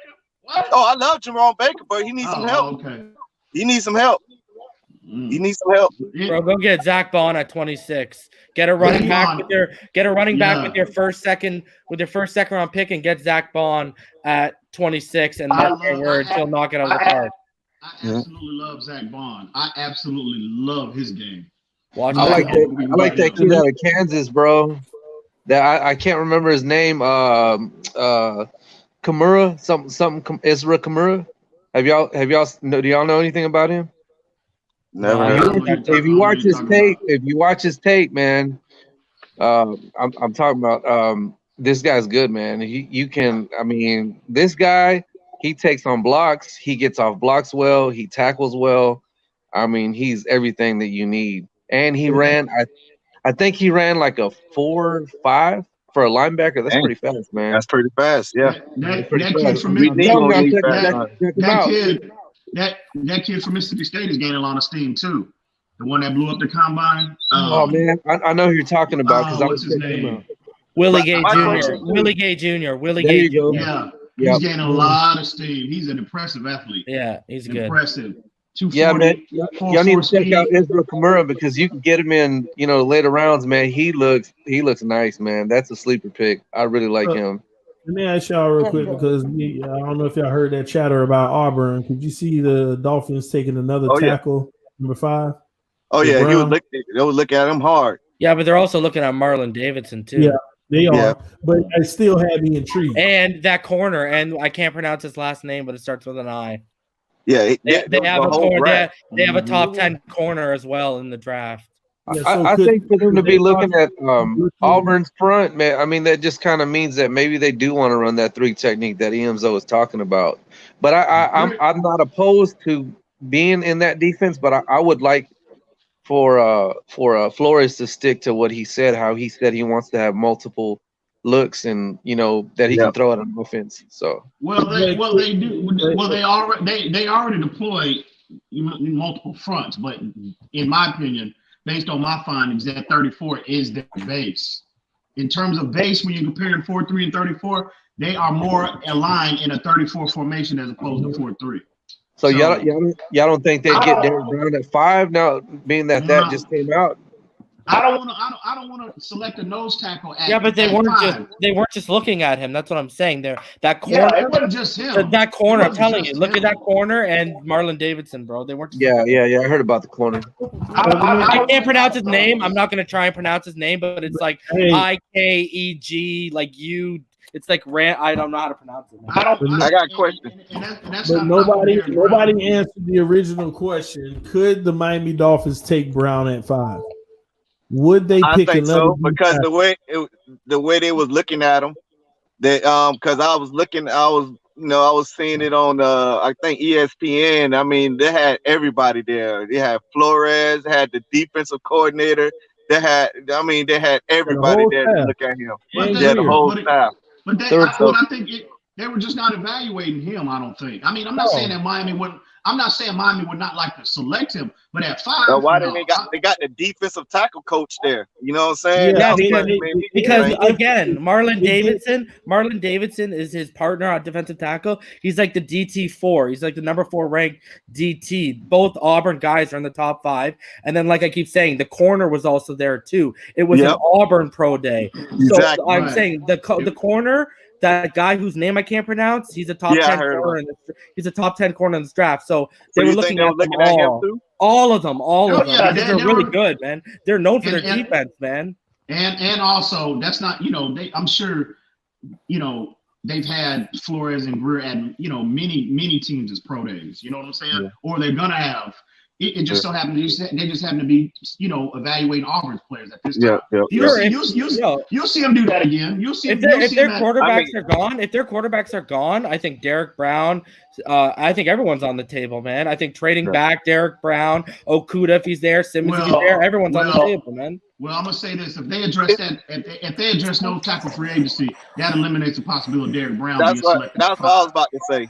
Because that's why I wanted. We're talking about the draft so much, but we got over $100 million under the cap right now for free agents. Yeah. So I'm thinking we gonna fill a lot of spots. And nose tackle will be one of them. With that $100 million, and then it's supposed to go up. Yeah, so that's what I'm saying. That's why it's so hard to tell what we're gonna get on the draft. Yeah. Because I got to see what they're gonna do in free agency first, to know what the draft was going to be about. You know what I'm saying? Mm-hmm. So that's what I'm thinking. I don't know. We need that's a lot of money, man. $100 million. That's a lot of money. Derek Brown checks his, and I remember earlier in the year, me and Esteban, we kind of was going at it about Derek Brown. Initially, I was a little cloudy on his size. Man, that dude, his athletic profile fits. I mean, he is the prototypical nose tackle. 330 pounds. He is a monster. He's a beast, and he does it out of a 3 technique, man. Warren Sapp was doing it out of 4, man. Yeah, because he gets a lot of comparisons to Warren Sapp, but this guy's doing it out of a 3. But I mean, they might convert him to a 4. An even front in the NFL, it wouldn't hurt. I don't see Warren Sapp. I don't see Warren Sapp type one gap penetration. I don't see that with him, but. If he's that good, I don't see that. But if he's that good, woo, he's impressive. He's impressive. Yeah, he's good, man. And Javon Kinlaw. I don't see that comparison just because they're not in the same type of front. Warren Sapp came out in an even front, and right now Derek Brown's coming out of a 3 technique. What are you gonna say, Phinsanity? Nothing. I'm just throwing shade. Nothing. I'm just reading comments while throwing shade. But free agency will clear up a lot of these draft concerns. Exactly. This draft, it'll clear up. We'll get a much clearer picture of what avenues we got to go down during the draft. All right, but what do you think? You think we're gonna get a CBA done? You know what I'm saying? Because that's a big thing that it's hurting us too to see what free agents gonna go because of this new CBA. It's too much money. We talked about this last night in TD, and it's too much money at stake. It's too much money at stake. You know, it'll get done. It'll get done. It'll get done. They went back 2 more days. They set back another 2 more days now, and then you know. Yeah, but the thing is, you got a lot of guys in the NFLPA. They're playing around right now because a lot of guys are vying for presidency. So that's another thing that's going on. You got a bunch of guys that are splitting up because they want to look good. So you got guys who are voting no because they want to look good for future people coming in, and they want to use that as part of their candidacy. And then you guys got guys voting yes for the same reason. So they've talked about this the past couple of days, how there's this internal split going on right now, and it's all leading back to the NFLPA. That's what I'm saying. It might be a lockout. Because it'll get done. I think because the PA is going through right now, and they just divided. So if they so divided, you know, some guys didn't even show up to the last, like Rogers and a couple other guys didn't even show up to the last proposal meeting. Like I know the Pouncey brothers didn't, but Rogers didn't, and a couple other veterans said no, we're not even going to bother going.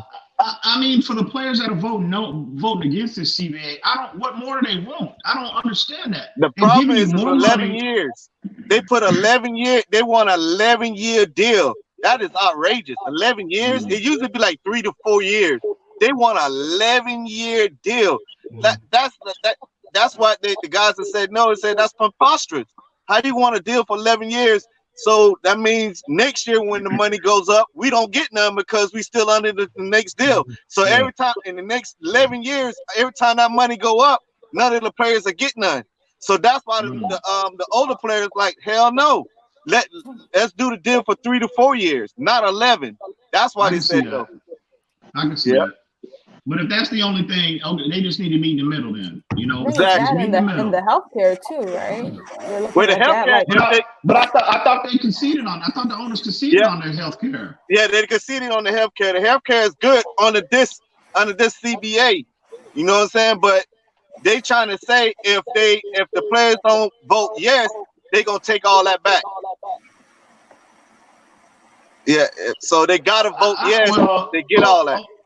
Only legitimate concern from a player's perspective, in my opinion, is the extra wear and tear on their bodies. But again, you can do a lot of things to kind of offset that. The owners have given them everything they could possibly want.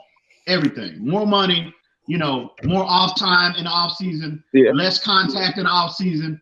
The problem is the 11 years. Man, I'm just like, bro. But again, at the end of the day, I'm confident we will not see a lockout. It's too much money involved. They'll meet in the middle somewhere. I'll be hurt. I'll be so hurt. It'll be business as usual. Because that last lockout, I've been through it. It sucked. Believe me, I'm telling you, I lived through it. It sucked. I didn't like it at all. So I hope you don't get this one. Don't go through it because, man, a half a year of football. That was like one of the worst years. We went to the playoffs that year, but it was crazy. A half a year of football, though. Hey, what's up, everybody? You in Florida? How you doing, Itess? What's up, Itess? What's up, Phinsanity? What's up, Reason? My bad. What's up, buddy? What's up, EM? What's good, Tess? What's good? How you feeling? What's on your mind, Itess? Good.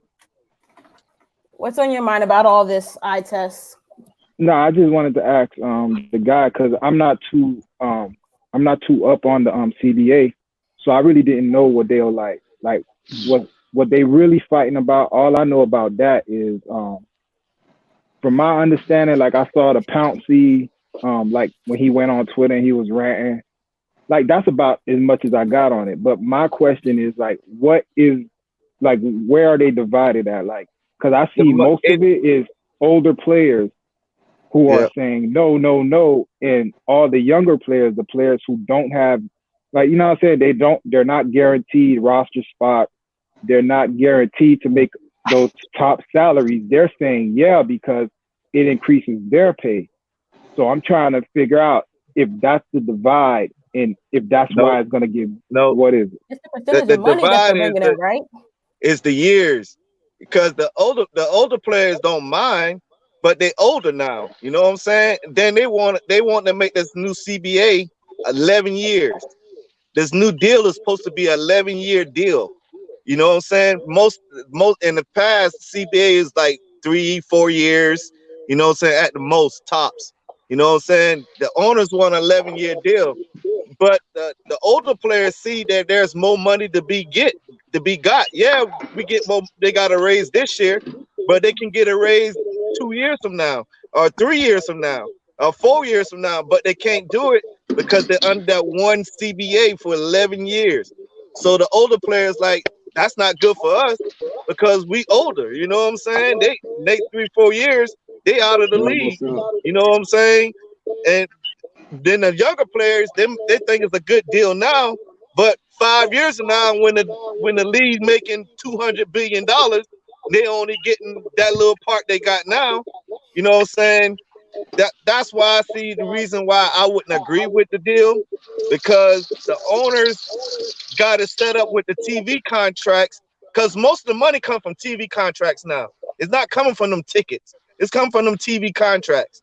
So as them TV contracts goes up, as more cable companies buy into NFL Network and buy more games, as it goes international, you know what I'm saying? Because the game gonna go international. The game gonna be in everywhere pretty soon.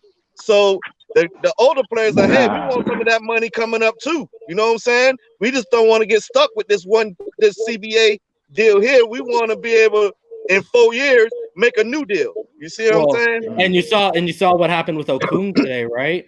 Yep. Like Okung basically filed a complaint on the NFLPA that he's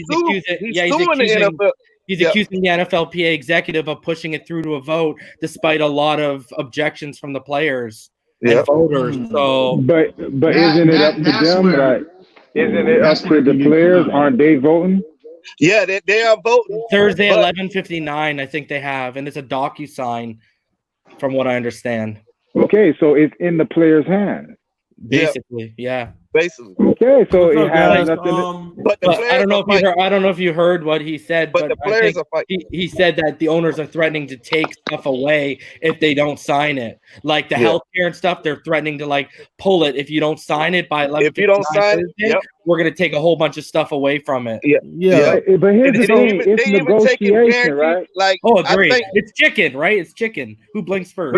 They even taking their money, like guarantee monies and franchise and all that. They even talking about taking that from the player if they don't sign this contract. Bro, it's I like I said, I don't know too much about it. Like I ain't get too deep into it because it's rich nigga. I mean, it's rich people problem. Yeah. So what I was looking at is the fact that my bad. You right, Eddie. I was blowing it out.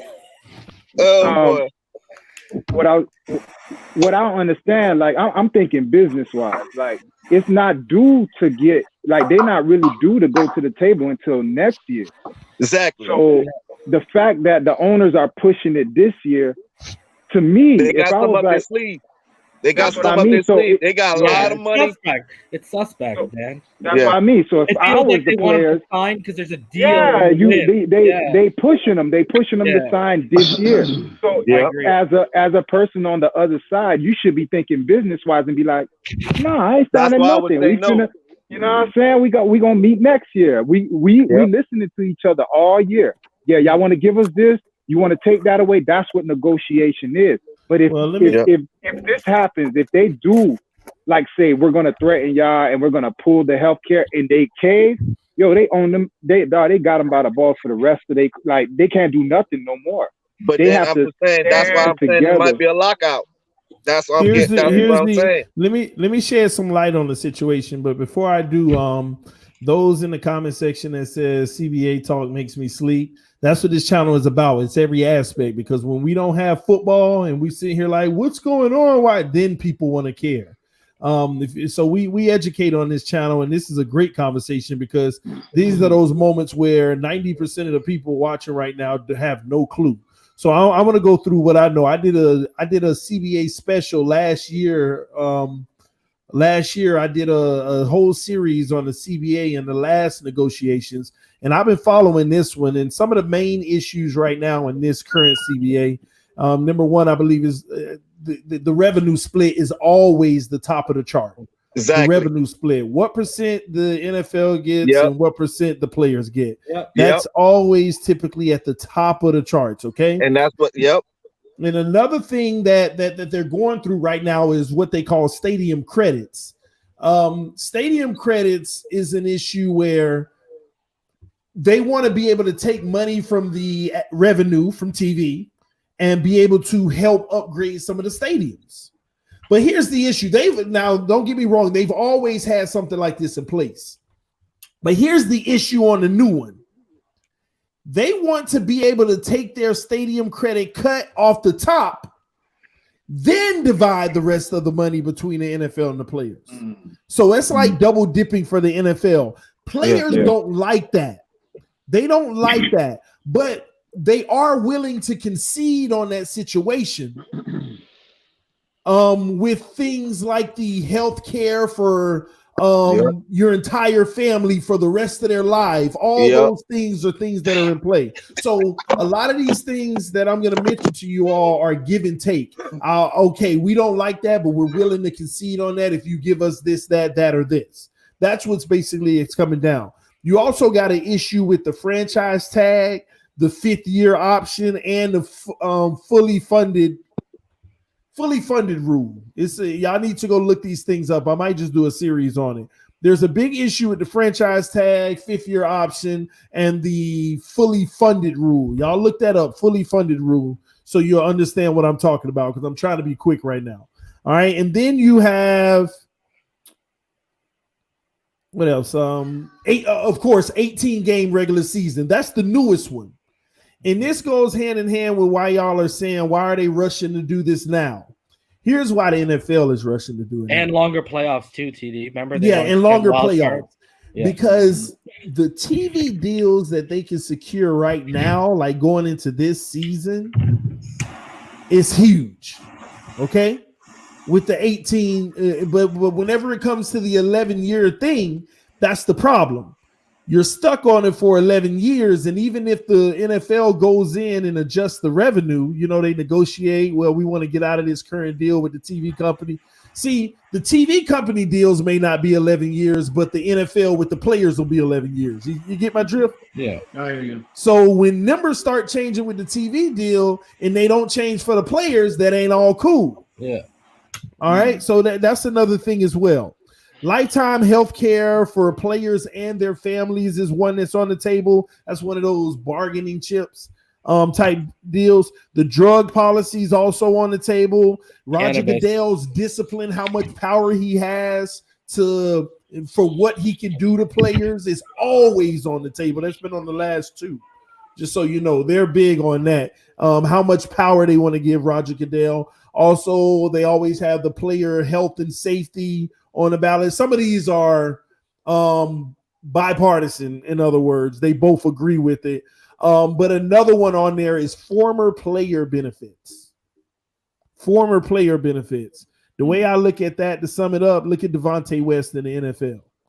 Mm-hmm. Former player benefits might help where that's not happening, if that makes sense. All right. I think that definitely should be on the table.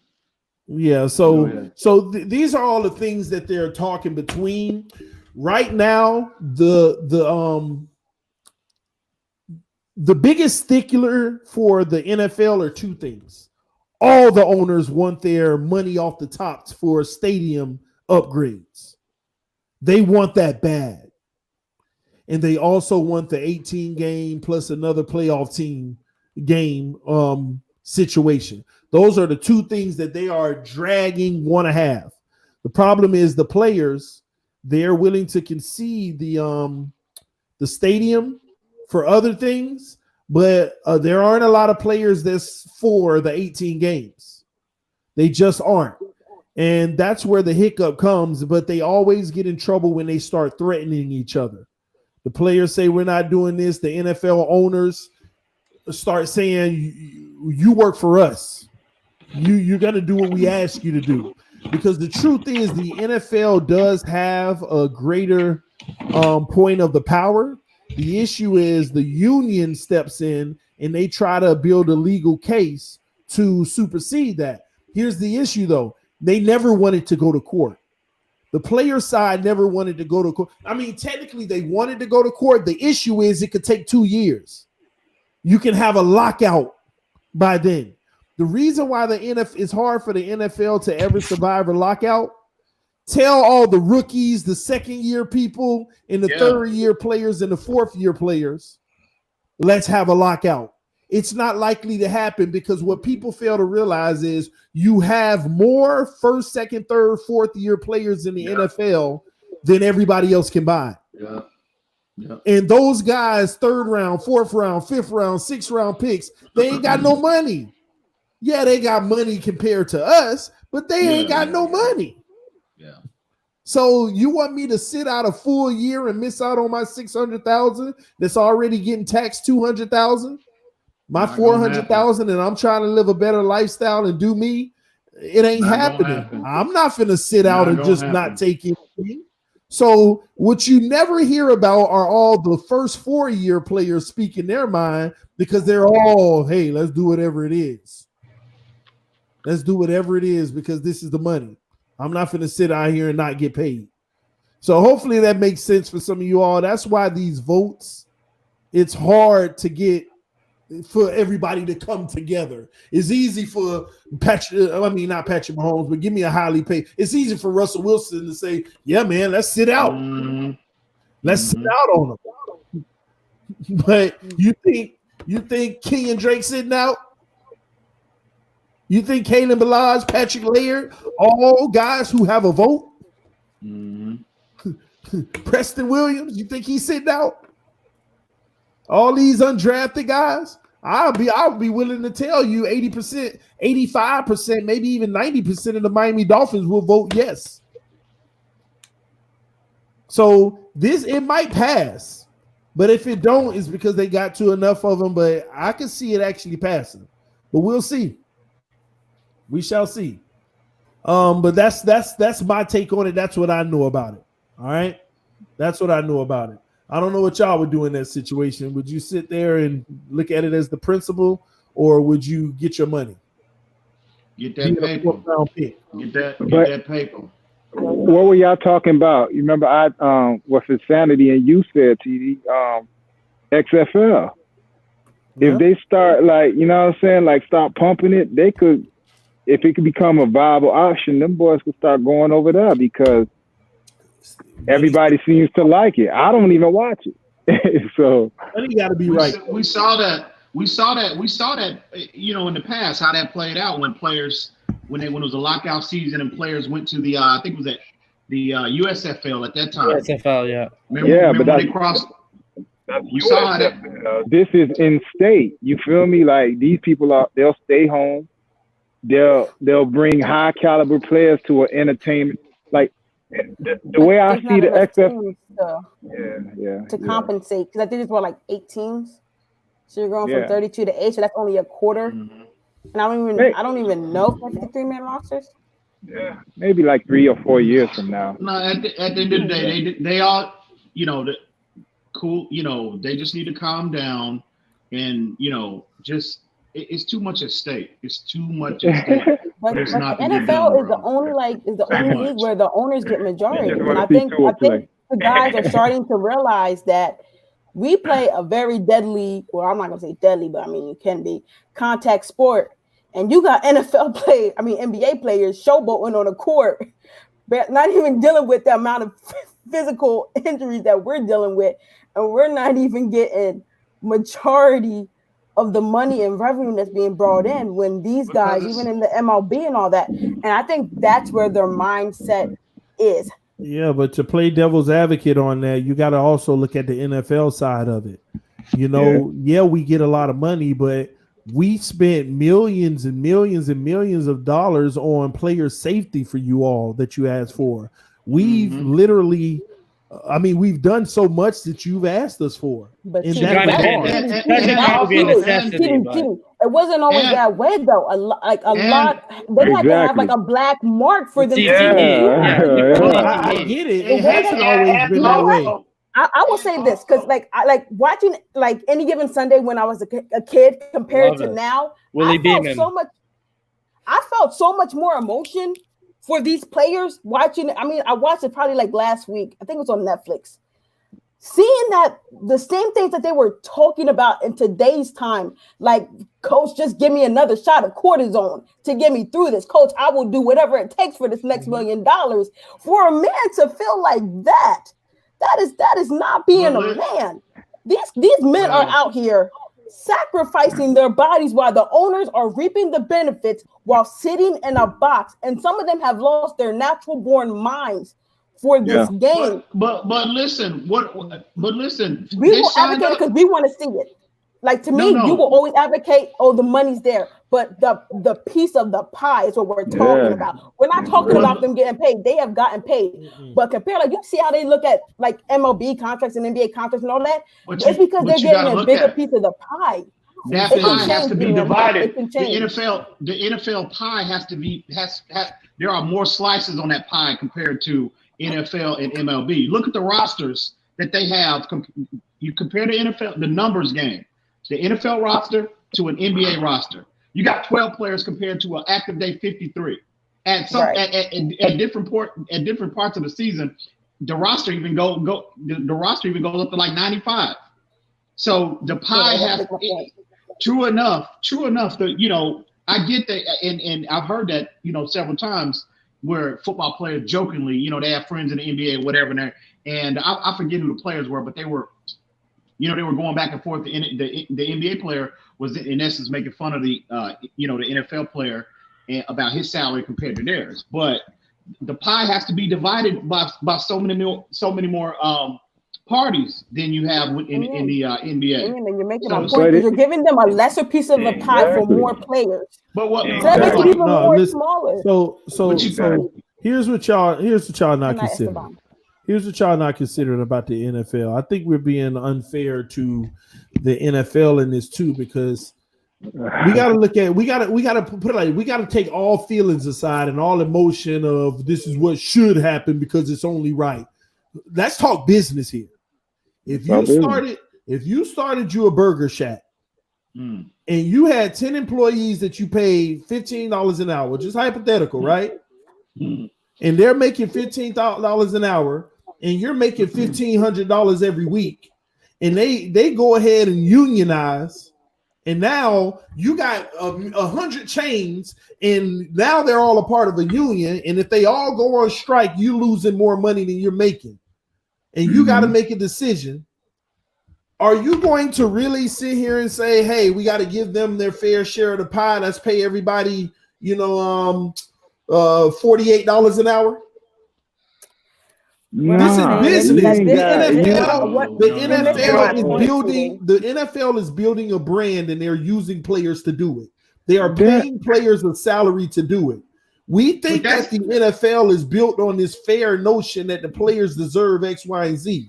The truth is the players only are going to get what the owners are willing to give them, but they have that union, and the NFL wants to save face as an organization and not let it get nasty and dirty.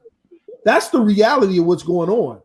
They don't want to. The NFL does not want the PR in a negative light or a mutiny, and from the players going to the XFL or anything. That's the only thing. That's the only leverage the players have. This is a business that the NFL is building, and they're using these young men to build it, but they're also being paid very handsomely to do so. But now it's a case of we want more. Okay, well, we're negotiating. But at the end of the day, we can't lose the true essence of what it really is. These negotiations and actually giving them more, it's just pandering. We're still building. We're doing good. We can give them more.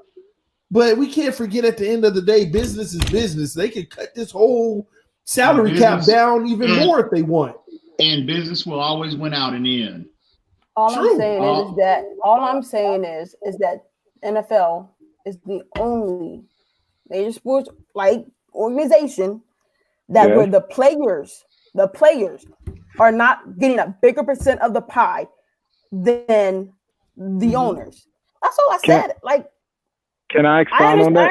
I understand the owners are going to take care of each other and their money. And of course, guys who have been playing this since they have been kids and have come from situations and they're not going to risk their money and getting their mom that house and that car. But like let's really look at this from a moral standpoint, from what these guys are really asking for, and saying, is that too much for them to have to get a little bit more? Listen, all these owners are already billionaires and stuff. They're really not blinking at it.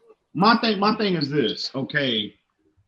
I can see it from both sides of the spectrum. Okay. It's a lot of things where I agree with the owners, their side, and I somewhat agree with what the players, somewhat on their side. These players, if at the end of the day, nobody put a gun to you and forced you to seek employment in the National Football League. Nobody did that. Okay. What company in America where you have the employees negotiating a 50-50 split with the owners of that company that started that company from day one? Okay. Where does that happen? When the company is a monopoly, right? And it's only them. And every year their revenue stream goes up. Of course, it's an outlier situation. It doesn't happen. I agree. But of course, they should be able to negotiate because they're helping line the pockets of these people. But that's an argument.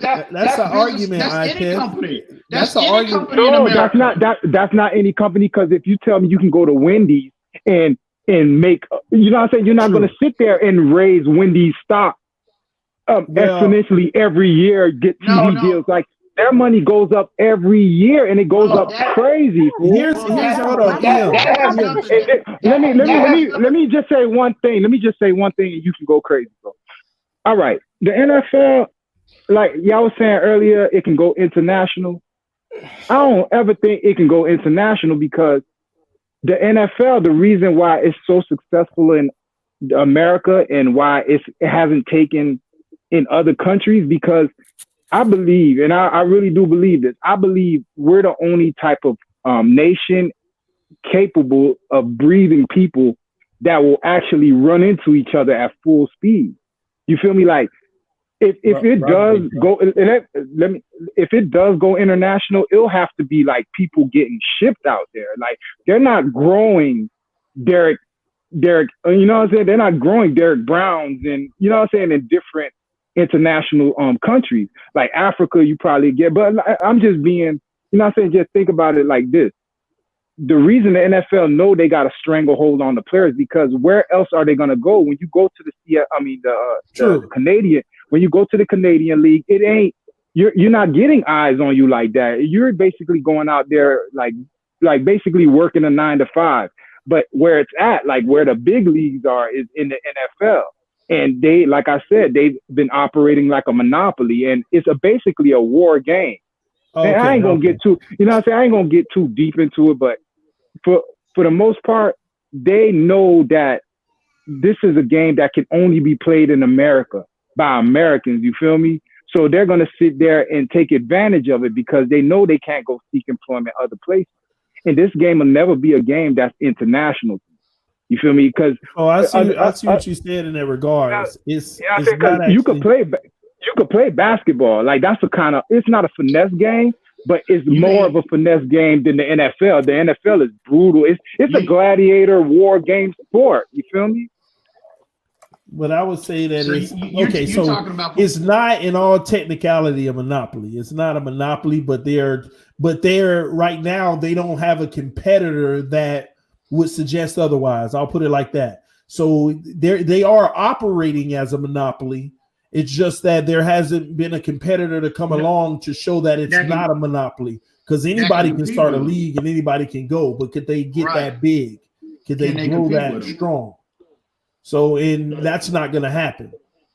The NFL has been around since the 30s, the 40s, around World War II. It's not going anywhere. It is a monopoly, bro. You're never gonna compete with them. In the history of this country in general. What'd you say? It's ingrained in the history of this country. Yeah, it's like it's America's thing. Like that's our thing. It's not. It's a monopoly from a competition standpoint because, like TD just said, there've been leagues that pop up and try to compete with them, but they destroy them and they go away. Every so often, every 5-10 years, you'll see an XFL, a USFL, an AFL pop up here and there to try to compete with them. It's just that they just have the biggest brand in the world.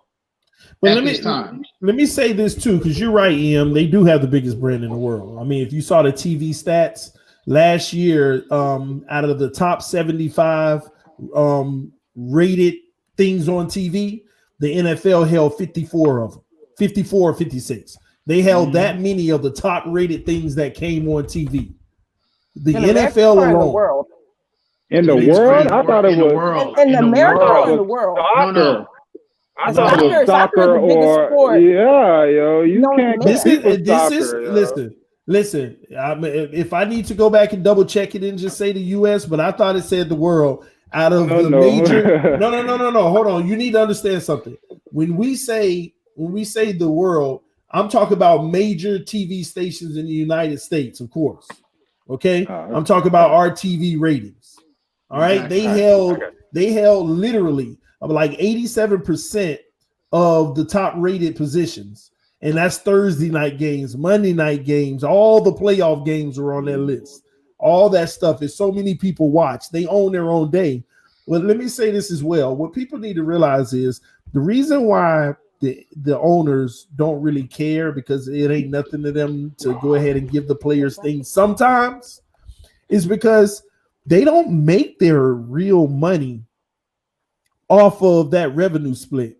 Of course, they're making money off of revenue split. All right, this owner has got 50 million this year, just profit from revenue split. Yeah, he go buy him a new yacht, a new house, and everything. I get that, but people don't realize owners' real money is in building the brand, because some of these guys bought the team for $200 million and it's now worth $5 billion. That's true. That's the real money. They like the profits every year because it funds their life.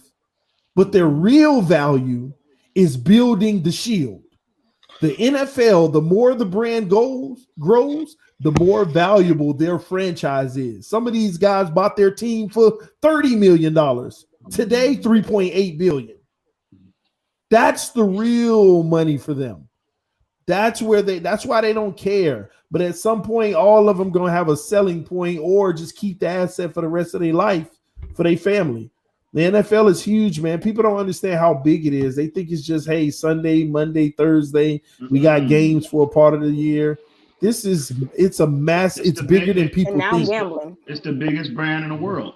They also use that brand appeal in negotiations. I mean, look what they're saying to Dak. They're saying you can leave money on the table because you play for America's team, so you can go make money outside of your contract off of our brand. So that's what they're saying. They're also saying we're giving you the platform to create your brand off of our brand.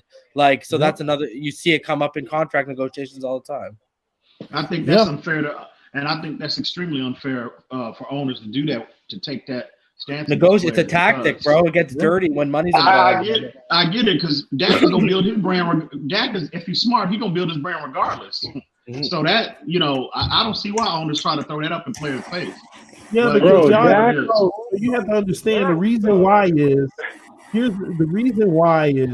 again, they want their team to win. The more their team wins, the more valuable the franchise is. You know how many? I mean, look at the Patriots, man. Look how much you know how much they're worth. How the value of that franchise changed over 20 years. Oh yeah, no doubt. Let me ask y'all though. They're never gonna spend, like, they're gonna die. They won't be able to spend that money, yo. Like, these owners that got these teams, they got all this money before they became owners, bro. Kraft, he owns the cheese you eating, bro. Like, so dog, they ain't hurting about bread. But it's a plantation mentality. I hate to say that, bro, But dog, at the end of the day, why ain't there more black owners? It's 31, 32, I mean 31, 30 white owners, bro. And there's plenty of black people that could fight. I hate when I get interrupted when I'm trying to make a point, yo. God. Did you ask a question? But go ahead. I'm gonna push back. Well, I'm gonna push back on that, on your statement of plantation mentality. I can't co-sign on that. However, and why I say that is because you cannot compare, if you're trying to compare slave, and I'm assuming that's the perspective that you're coming from. You're trying to compare a plantation owner in slavery times to NFL owners that are giving players an opportunity to create generational wealth for their individual families.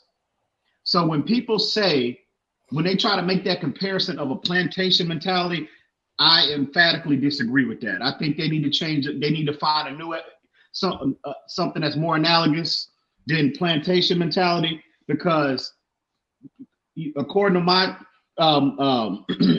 to my findings, as far as studying history in my lifetime, there were never any owners during that period of time given those black slaves that opportunity. So when you crazy guy, you gotta read, yo. There were slave owners that gave blacks their freedom. They actually gave them their paperwork to get freedom. So what are you talking about? No, I should say this, okay? Not on the scale that the NFL owners are creating for these players. Yeah, but they stifle them. They stifle them to a point. Like they don't play fair. Like if you're gonna be fair, be fair. Do it 50-50, because without the players, you don't have these people watching TV. If all the players sat down, the NFL is over. So I want to say this because in what lifetime, okay, in this society that we live in America, what employees can go up to an employer and say, I want a 50-50 split of what you created. They weren't there in the beginning when that owner was working like a dog, okay, to establish his company. Where were those players at during that time? And all these years, hang on, all of the blood and sweat and tears that owners, okay, filing bankruptcy, all the adversity that they faced to build their brand and establish their brand to the point that it is now. What right does an employee have to go to that owner and say, I want half of your revenue? What world does that happen to? All right, I'm gonna explain it to you. It's different when you're talking about like tangible products that you're selling, but when you are the product, the players are the product, yo. Without them, like you stop the employees from coming to Wendy's, the burgers are gonna sell themselves one way or another. You know what I say? You can sell it online. Listen, let me finish. You could sell it a different way. You could devise a different marketing strategy. But when the players are, for sake of a better term, they're the burger. Like they are the main attraction. So yes, they have a right to come. If the burger could talk, it would negotiate with Wendy's. Yo, y'all eating up on me, dog. Yo, come on, dog. Like for real, bro.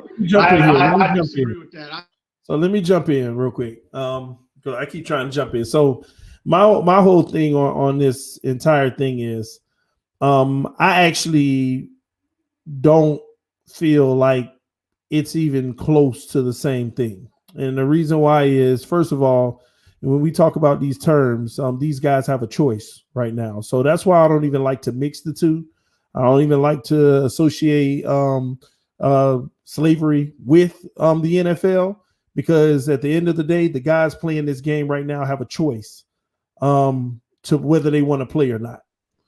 So that's clear something up before you go. I never said slavery. I said plantation mentality. No. You're right, but that's what it. When you talk about a plantation mentality for the owners, that's the same thing in essence. That's what we're really drilling it down to. It's basically you're enslaving these players. Basically, they need to do what you tell them to do. So okay, look at the CBA and how they're negotiating it. Absolutely. Isn't that okay? Absolutely. So I don't equate the two. And let me explain to you why I don't equate the two with the CBA. Because again, if it was your product and you were building it It's no different from renting out a club and saying that you want to hire your favorite artist for 2 hours. I want to bring in Beyonce for 2 hours. That ain't my favorite artist. I'm just using her because she's pretty big. I want to bring in Beyonce for 2 hours. I want to pay her $1 million. She comes, she does the show. She can't get mad at the fact that I made $50 million off of it. She can't come back and start saying, oh, no, you made $50 million. So the next show, I want to go ahead and get paid 25. No, your asking fee, and everybody know it, is $1 million. So players have to understand they are contracted. That's why they sign contracts. They are contracted players. You call somebody in to do work, you tell them you'll do it at this amount. Do you want to sign? You sit at a table with the choice. They don't. Now I get the whole draft prospect, and basically you're at the mercy for the first 4 years, but that's the cost of doing business. That's the only reason I don't equate the two things. They have a choice. So at the end of the day, they're the ones signing up for it. Now I understand there ain't no better choices out there, but that's life, right? That's life. Some people don't want to be, I don't know, a sanitary worker. But if you want to make, $50 an hour, maybe, I'm not saying that's what they make, then you might want to consider being that if that's what it pays. That's just how it works, man. That's why I just don't equate it that way. I just see it totally different. I just say that these owners are building their value of their franchises the best way they can.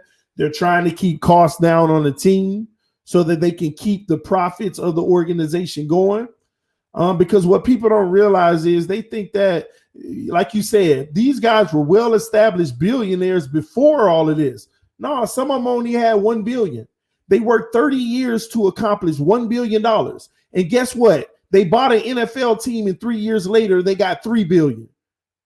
They just added up another $2 billion in 3 years. Something it took them 30 years to do just to get one. They're business people. That's an investment to them. They want the profits to be as high as possible because when they sell it, they're selling it to somebody who wants those profits every year. That's how it works. That's business. They want to have a business. Some people make businesses just to sell it. And the people who buy those businesses, they look at the balance sheet. They look at the income statement.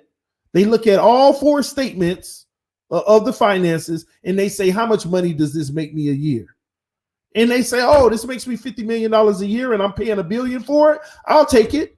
50 million, 50 million, 50 million, 50 million, 50 million. Then they sell it 10 years later. Oh, I didn't lose any money, but I made 50 million for 10 years. I got my money and more back because the product appreciated. That's all they're worried about. That's all they're worried about. We're looking at it as they're trying to stick it to the players and this and that. No, they only care about the bottom line. What is the revenue split so we can see what the profits are going to be for this organization? The higher they are, the better we are as an organization. The better our balance sheet looks.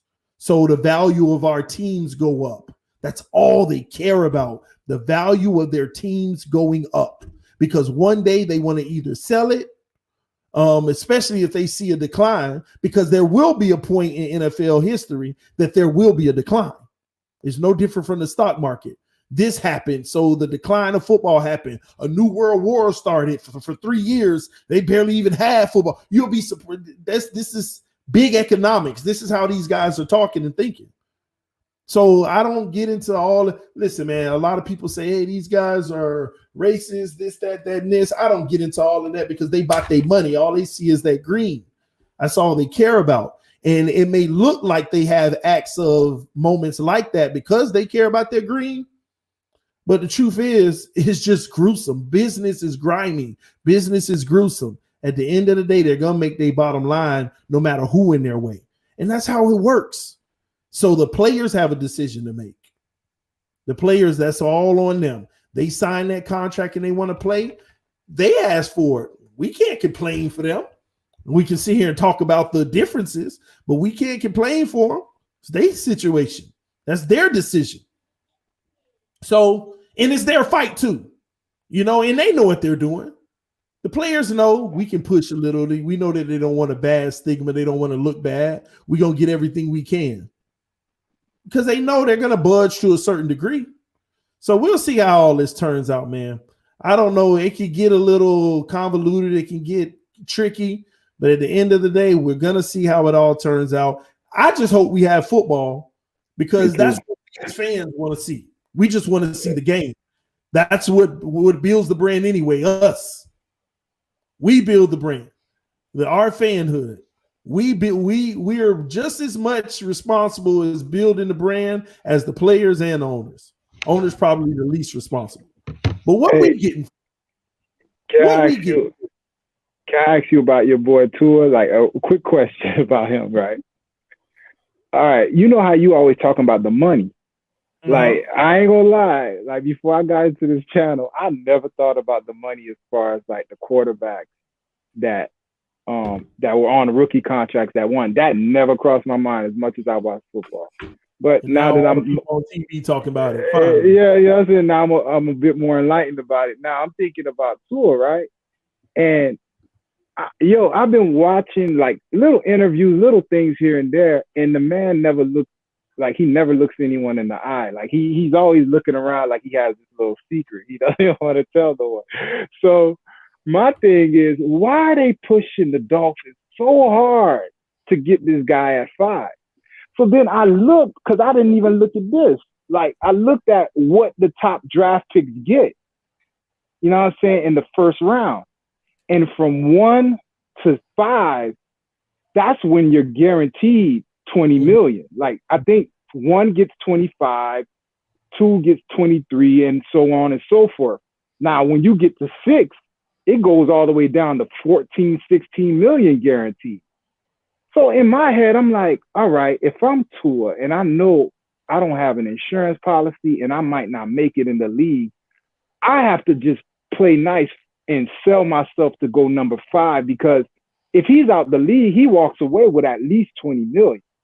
Mm-hmm. You know what I'm saying? So whoever the dummy that drafted him, if he get hurt. So that's what I mean. And bro, another thing about that, what person on this planet could play football for 10 years and not get hurt?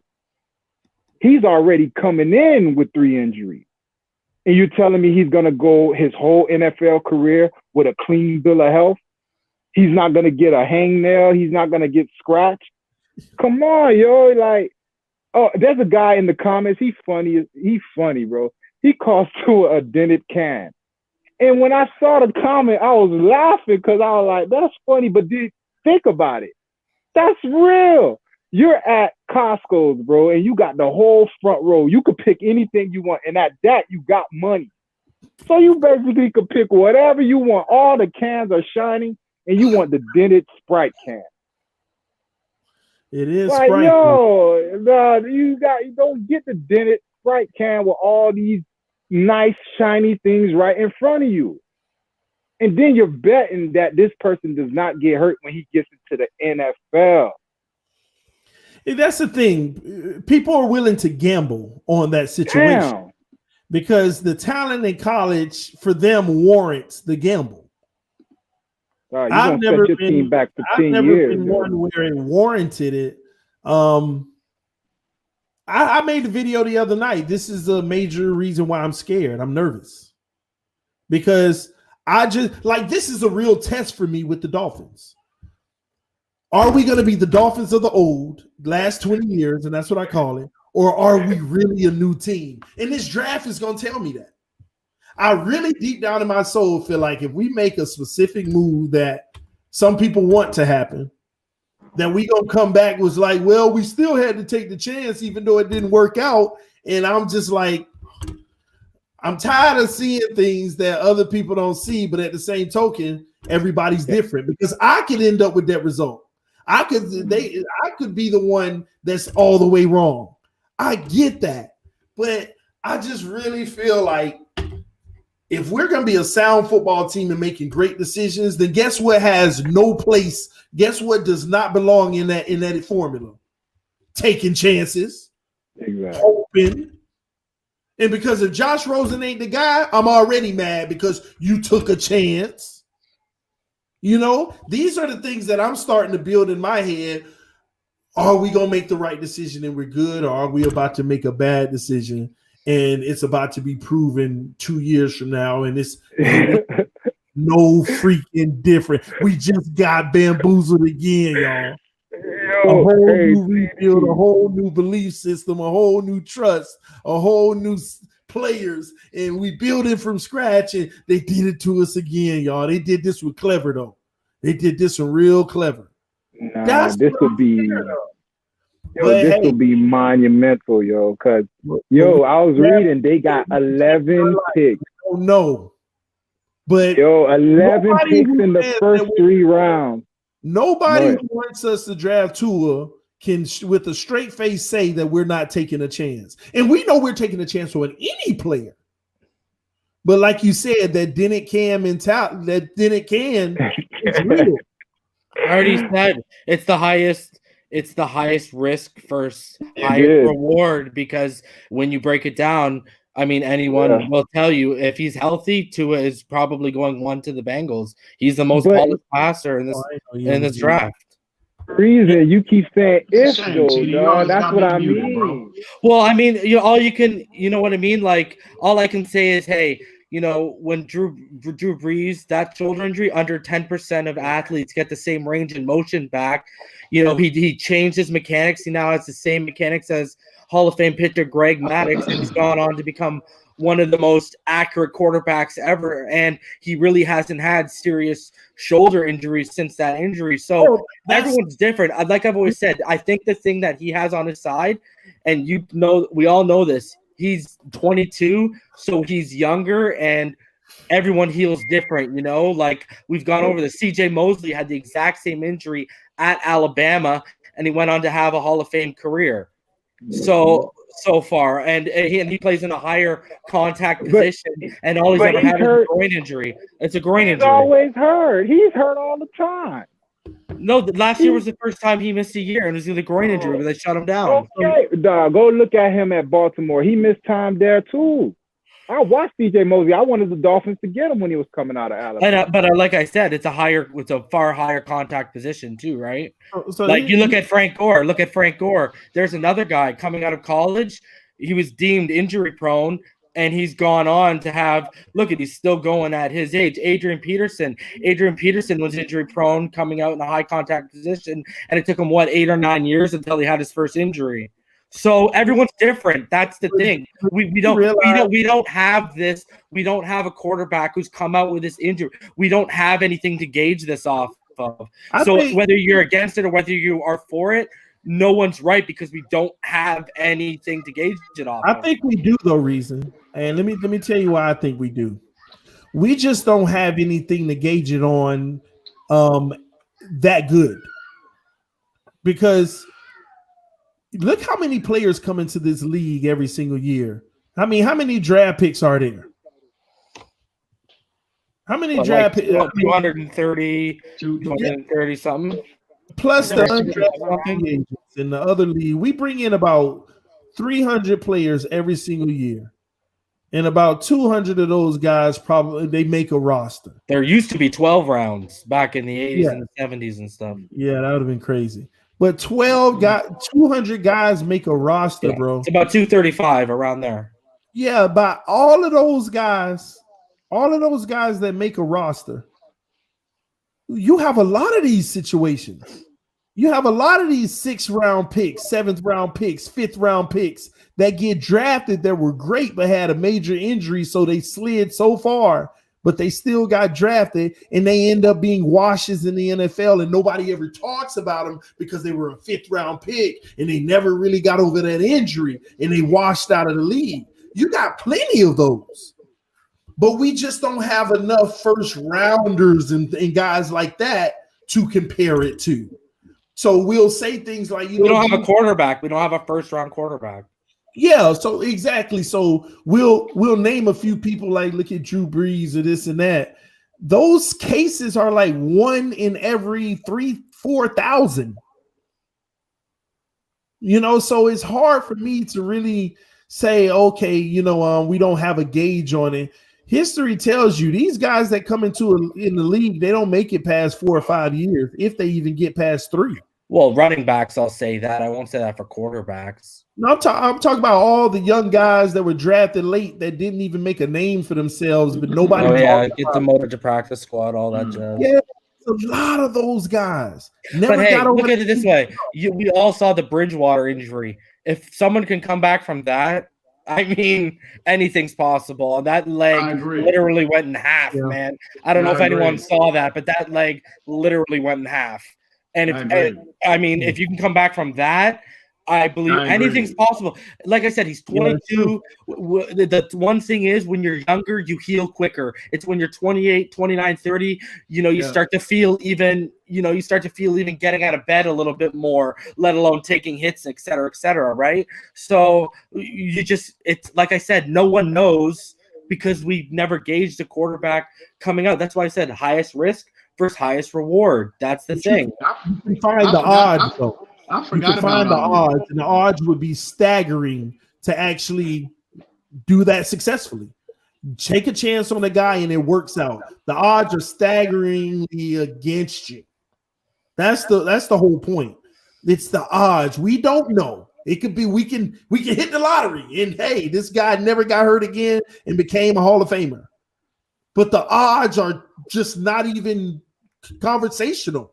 It's not even worth having a conversation. It's like a given. There are everybody who gets hurt that has an injury concern coming into this league, like literally over 90% of them don't make it in this league. Brother, the reason why it's even in the conversation and why he's even in the top 5 is because we're talking about the guy with the highest passer rating ever for a college quarterback, the highest QBR ever, and who former quarterbacks will quote, and I quote, will call him arguably the most prolific college passer we've ever seen. Like, that's why he's even in the conversation of being in the top 5. It's because, again, the reward is so great, but on the flip side, the risk is great too. So it's this dynamic, it's this paradox that someone's going to take a gamble on, brother, because I'm telling you right now, and I told DM this, the last 3 days, the steam has picked up on the Chargers, man, to the point like the Chargers fan base is starting to get as bad as the Dolphins fan base because now they want to move up for this guy. Because I don't know if you know, he got medically cleared for football activities, and he even announced that he's running a pro camp April 18th at Alabama for quarterbacks in the area. So, I mean, and he's got pro day on April 9th, so he's obviously going full steam ahead. So I'm telling you, man, you're gonna. Like someone's gonna move up for him, man. He's not getting out of the top 5. Here we go. Tell me, EM reason Phinsanity. Wait, I'm not. Yeah. Well, here we go. Anybody. Always circling back to Tua. Always circling back to Tua. Hold on. So you mean to tell me that if the NFL basically came to you and told you, "Hey, we got a guy for you that was the best of all time, broke every college record. You've never seen anything like this in your life. If you draft him, you have a 5% chance of him being the greatest thing of all time. But if you don't draft him, you don't take that risk because it is a 95% of failure." I mean, as a general manager, knowing that you can have the GOAT, 5% chance though, you taking it? I don't know, man. I've said if he's healthy, he's a perennial Pro Bowler, brother. I don't know what else to say, man. It's a tough one. It's not as easy as you make it out. It's not as easy as you make it out to seem, man. It really isn't. TD. The problem here. That example I gave y'all is as simple as it gets. You got a guy. But I don't think it's 5%, brother. I think it's higher. I think he has. It's less than 5% of everybody who comes into this league hurt like that. But who's come in with that? But I just gave you the only example that we know of a player is DJ Mosley with that hip injury. That's specific hip injury, man. Like, hey, listen. Here is where I am as far as Tua's alleged durability issues. The 3 times in his collegiate career, he's been hurt. Out of all his starts, he's been hurt 3 times, correct? And if you look at what happened, when he was injured, the 2 ankle injuries in the hip, those were bang plays. They just happened. He got tackled. He got tackled. As far as his ankles as far as his ankles, they're stronger than ever. They're stronger than ever. He got hit. They rolled up on his ankle, and he got hurt as a result of it. Okay, sprain. His hip injury, his sprain, his hip injury. If you go and when they analyzed the play that he got hurt on, and they slowed it down frame by frame, you can see where he was clearly favoring his ankle, trying to overcompensate for the fall. And as a result of that, when those two defensive linemen fell on top of him, his knee awkwardly, and it hit the ground first, and it just caused his hip to pop out of place. Okay, I get that. But here's the thing, what we talked about last night. What did Tua say? If I throw the ball away or I slide in those particular situations, we wouldn't even be having this conversation.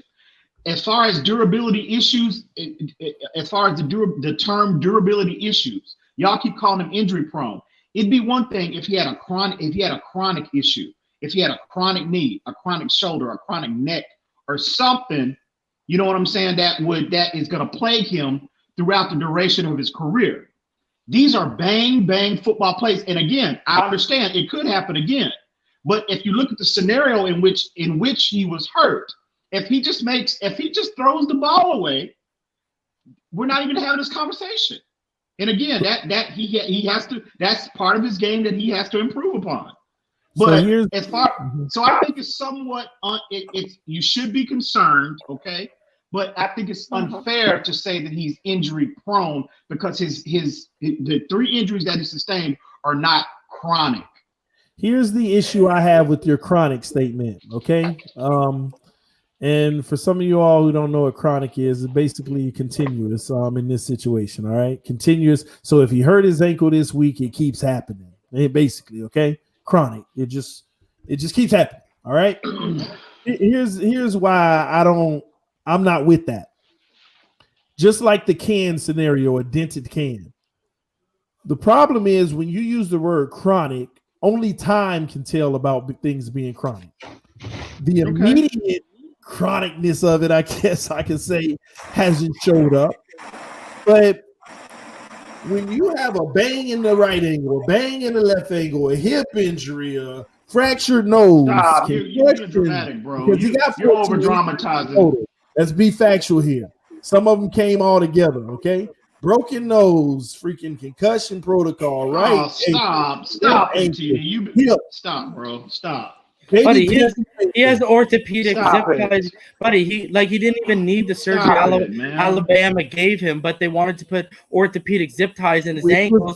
They should have never did that. But what it does is they should have sat him, but what it does is now it prevents future breaks and sprains. Like that's why I call him. The guy has Terminator ankles now. The Terminators are not the issue. The Terminator ankles aren't the issue. It's the hip. That's what the issue. And I'm going off of what orthopedic surgeons are saying, and they're saying that he's going to go back to 100%, and the chances of it happening are the same as they were before it happened, and it's not likely just to reoccur. That's the point I'm trying to get at. If it happens is the same as anybody else or a regular injury, if it's back to a normal probability, like somebody who's not injury prone like myself, if it's back to that, the thing that I have an issue with, he has so many different ones that all of them have that probability now. See, it's different. No, it ain't no stop. It's the truth. It's different if you break the right hand and you get over it, and you got the same chance as anyone else now of breaking your hand again because it's fully healed and no issue. But if I got 50 things wrong with me, I got a chance of all 50 things happening. Stop being His ankles aren't an issue, bro. His ankles aren't an issue, bro. I don't know what you're talking about. See, that's what I'm saying, TD. He basically is a Terminator ankle. So you mean to tell me it ain't no way possible they can destroy that man's mechanical ankle? Brother, you need to go look. I researched the surgery itself, man, and what they do. I'm telling you right now, it is not. It's even harder. It's even harder for his ankles now it's even harder for his ankles to sprain compared to yours or mine right now because of the zip ties they put in, man. I'm telling you, it's like this new wave procedure, like it's some crazy next level stuff, bro. I'm telling you, man. I researched it. Listen, It's not like you're every day they just like put something in there and they sew you up. Like, no, they go in there and it's to prevent not only breaks but even sprains, man. There's a reason to be concerned. There is, but to the point where you ignore possibly selecting him at 5. No, I'm rolling the dice on that in that scenario. I'm sorry, and I'm not looking back. Now, before you see him throw a ball again. Now here's the thing. Now trading 3 first-round picks, that's a different story. I wouldn't do that for anyone. Now trading 3 first-round picks, that's a different story. But if he's sitting there, I've been on record of saying I would even entertain a trade within reason, because of his skill set. Because of his skill set is so impressive, I'm gonna roll the dice and I'm gonna take that chance, and I'm not gonna look back. I'm just not gonna do that. I'm sorry. That dude is too good. That guy is too good. He's too skilled. He's too skilled. Him at 5 with 1 pick. I mean, people are gonna take chances. I mean, even though we shouldn't be taking chances, if we're gonna be a sound organization. But you can't live like that. You can't live with that negative mindset, bro. That's not negative. Yes, it is, because that'll prevent you. You know what that is? That we'll have we'll have the exact scenario unfold. Now it's a different situation, but we will have the exact same scenario unfold with Ryan Tannehill sitting on the board and Russell Wilson sitting on the board. Now again, Russell Wilson wasn't hurt, but the fear, living in that realm of fear, prevented Jeff Ireland. Prevented Jeff Ireland. It's a preference. Hang on, TD, hang on. But again, what did Jeff Ireland come out and say? I'm killing myself for not making that. Because of his size. Size. That's why. Yeah. I'm talking about your mentality. Ireland loved Russell Wilson, man, but it was his size that stopped him from making the pick. I'm talking about your perspective with living in that realm of fear, bro. I'm saying if you got, and again, I'm not saying mortgaging 3 first-round picks for him and moving up. I'm not saying that. I'm not doing that for any player. But if Tua is there, and I would even entertain a trade up to 3 within reason, because of his upside, his skill set is through the roof, okay? It's worth the risk. Because I personally think in this day and age that the game is predicated upon protecting the quarterback. Again, all Tua has to do in those scenarios where he got injured is throw the ball away. That's all he had to do. That's all he had to do. And didn't. Again, well, that's where his game. Nobody said. Bet you he learned his lesson though, TD. Okay. Nobody said he's a finished product. Every prospect coming out making that leap needs refinement, and that will come in his development. He even acknowledged that. We talked about this last night. He even acknowledged that. So all I'm saying is this is directed to all you fear mongers out there that want to live in that realm of fear. You know what I mean? And don't want to think outside the box. This is directed to all of y'all. EM calls us fear mongers, but the truth is, hold on, we have a preference. If we want Simmons over Tua, that is based off fear, and your preference is based off fear. That's what it's based off of. The fear of him getting hurt again. Simmons, even if Tua wasn't hurt, I already told you. I already made it clear. I like his game, but I would take a few players before him anyway if he never got hurt. So you can't say it's fear for me. Well, I'll say this. Lack of film study, number one, in their fear. I'll say that. Let me rephrase that. Lack of film study. Your film study, you called your cable provider and you said all I want is the Tua package. So don't give me that. Call it what you want. You got the Tua package with high speed hip internet and call it what you want. Listen, here's the thing, right? Hold up, because I'm giving y'all like a whole hour. Hold up. Some of us just want to see him throw a ball again. How about that? April 9th. Yeah. That's why I said in the beginning. Well, yeah, I agree with that. That's what I'm saying. You can't call people fear mongers because we don't know what he looks like, but they're saying. Just because they're saying something to us doesn't mean we have to believe everything the media puts out there. We don't have to believe everything his camp puts out there. Let's see him. They were saying that they had that concern. They were even talking about his friend, even last year. They was criticizing this man before he even got hurt. They were criticizing him. They were saying the same thing last year before pre-injury, pre-hip injury, and post-hip injury. So they're the same. It's the same level. It's the same level of fear, bro. Ankle injuries. Again, bro. Like I said. Yeah, but honestly, can I be honest with you, bro? Like, I think the hip for sure. You 110. Everyone has 110%. They have Browns, but the thing with the ankle, I just think that was a matter of people not really doing research and educating themselves on the ankle surgeries themselves. But with the hip, I will not argue. If someone says I have a concern with the hip, you'll never see me arguing, saying you're wrong, like, because everyone should be worried about that. And I'm concerned. I'm concerned about the hip of happening again. Obviously, yeah. I've always said that there's a level of concern, but is that level of concern high enough to just, if he's sitting there on the board at 5 and you got a clean, thorough evaluation on this prospect, and that level of concern is so high to where you ignore him sitting there? Absolutely not, bro. Here's my issue with that. Here's my issue. Absolutely not. Here's my issue with that. If we take Tua at 5, are we stuck with Tua for 4 years? What do you mean stuck? If we take him at 5, we stuck with him for 4 years. Yeah.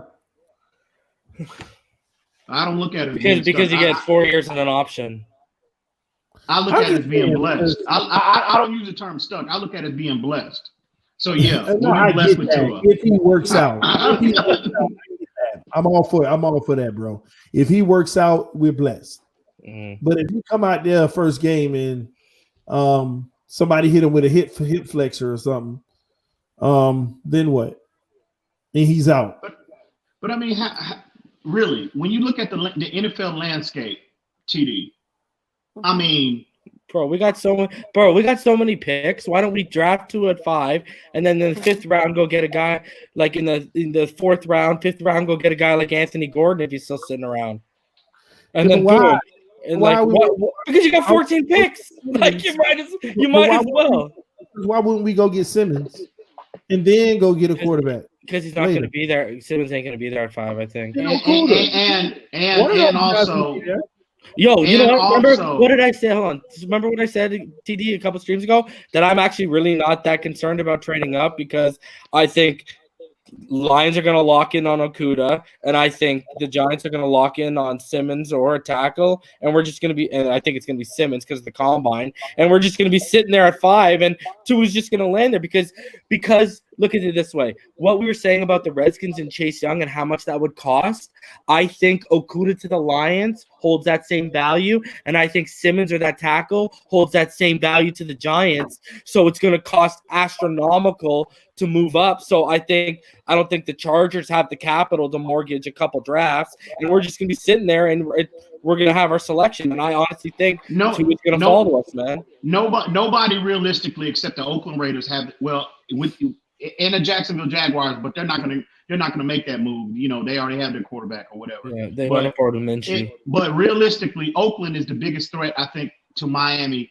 As far as jumping them and trading up to get to it, but I think at 12, I think they want Lamb, Judy, or Ruggs. Like I'm pretty sure, like they want, and like I follow Raiders specific guys, and I'm pretty sure they want Ruggs, Judy, or Lamb at 12. So I don't see that 12th being in play. I only see maybe that 19th, and I actually see it moving back. I don't see them moving up. So I actually don't think that's realistic right now. So you think Jacksonville settled on their quarterback? I'm sorry? You think Jacksonville is settled on their quarterback? Yeah, they announced that they're trading Foles because they're moving forward with Minshew. Well, I know that they're trading Foles, but you sure that they're sold on Minshew? They said that's why they're going forward with Foles, man. Buddy, Minshew with that stash alone is money, brother. That's like, bro, that's the dude from Napoleon Dynamite. That's Uncle Rico, like in the living embodiment, bro. Listen, when I said that like a couple things ago, people in the chat session were telling me I was crazy, but we're not gonna be petty today. Phinsanity. Crazy for what? Crazy for who said that? For saying Gardner Minshew actually played well. I never said anything about that. I never said that. Okay, yeah. Okay. Bro, he was good. Yo, people slept on him at Washington State too, man. Like he was good, man. Based on how he played last year. Raquel Armstead, I mean, the running back. Watch out for him next year. Another Jersey product kid. Based on how Minshew played last year, he's where he earned a continued investment. He did. So I don't think Jacksonville is I think Miami should just call everybody's bluff and stand pat. The biggest threat I think to us, the biggest. I'm sorry. Let me revise that statement. It's at number 2. Are the Washington Redskins. That's my biggest concern as we're sitting here tonight, because Ron Rivera, they could pull a repeat of what happened in Arizona last year. A new coach. Yo, he played. I know I said this on the last panel, and y'all told me I was crazy. Y'all specifically told me I was crazy. I don't agree with that. I don't agree with that. Yo, Haskins played good, man. I don't remember. Haskins played good, bro. Haskins played good. After he gave his offensive line crap and it went on national TV, Haskins played good, man. So I don't agree with that at all. And that's Snyder's guy, man. I think Snyder's gonna override Rivera on that. So yeah, but I think, but according to according to my findings, Snyder has given him total 100% control. Giving him the keys. So Rivera didn't even sit in. Rivera didn't even sit in on the interview with 2 at the combine, bro. The way y'all talk about him, don't nobody need to sit in on him. What do you mean? Do what now? The way y'all talk about him and his ability, no one needs to sit in and on him. Like Flores enough interviews. There's enough interviews on TV about him. You know what his tape says. That's not unusual for coaches. That's not unusual for coaches. Flores sat there with them. It's not unusual. That's Flores. That's it. He's a more. That's his. Patricia, that's how he does things. Matt Patricia sat there with him. Again, just saying. It's not unusual for coaches not to be present on certain players' interview process. It's not unusual. So what about Miami's interview with Tua? Sorry. Yeah, I saw that. We were cold with everyone. We were cold with everyone, apparently. Like, I don't know if you guys saw, but multiple players told the Sun Sentinel that we were just like Flores didn't show his hand to any single person. Exactly. We interviewed like Taylor. We interviewed a bunch of people, and they all came out saying that Flores. That's why he's got a nickname on Twitter right now, Stone Cold Brian Flores. Exactly. Because apparently he just sat there with everyone, just observing and watching.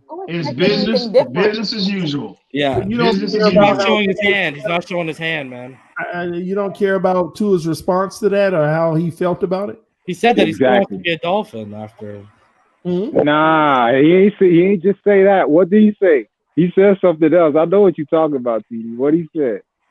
He said Miami is still the place for him. What did he say? And the source was his dad. That people deciphered that it was his dad. Hey, Anthony Manzano, I keep trying to bring you on the screen, but every time I do, it pauses and you come up on another one. You might want to back out and come back in because I have like 6 people backstage. So I keep trying to bring you in. So go out and come back in, bro. But what were we talking about? I'm sorry, y'all. What the comment he made about is this a joke or something? Is that what you're exactly? He was crying. He feels entitled. He wanted them to be doing cartwheels. He wanted them to be jumping around, and when they wasn't giving him what he wanted, something got leaked to the press that they thought that the whole interview was a joke. You can go read it. I disagree. That's how. And also, keep in mind, all ploys, all scenarios are on the table. It could be It could be the Miami Dolphins brass orchestrating that. It could be. Just don't be so quick to run to judgment on one side or the other.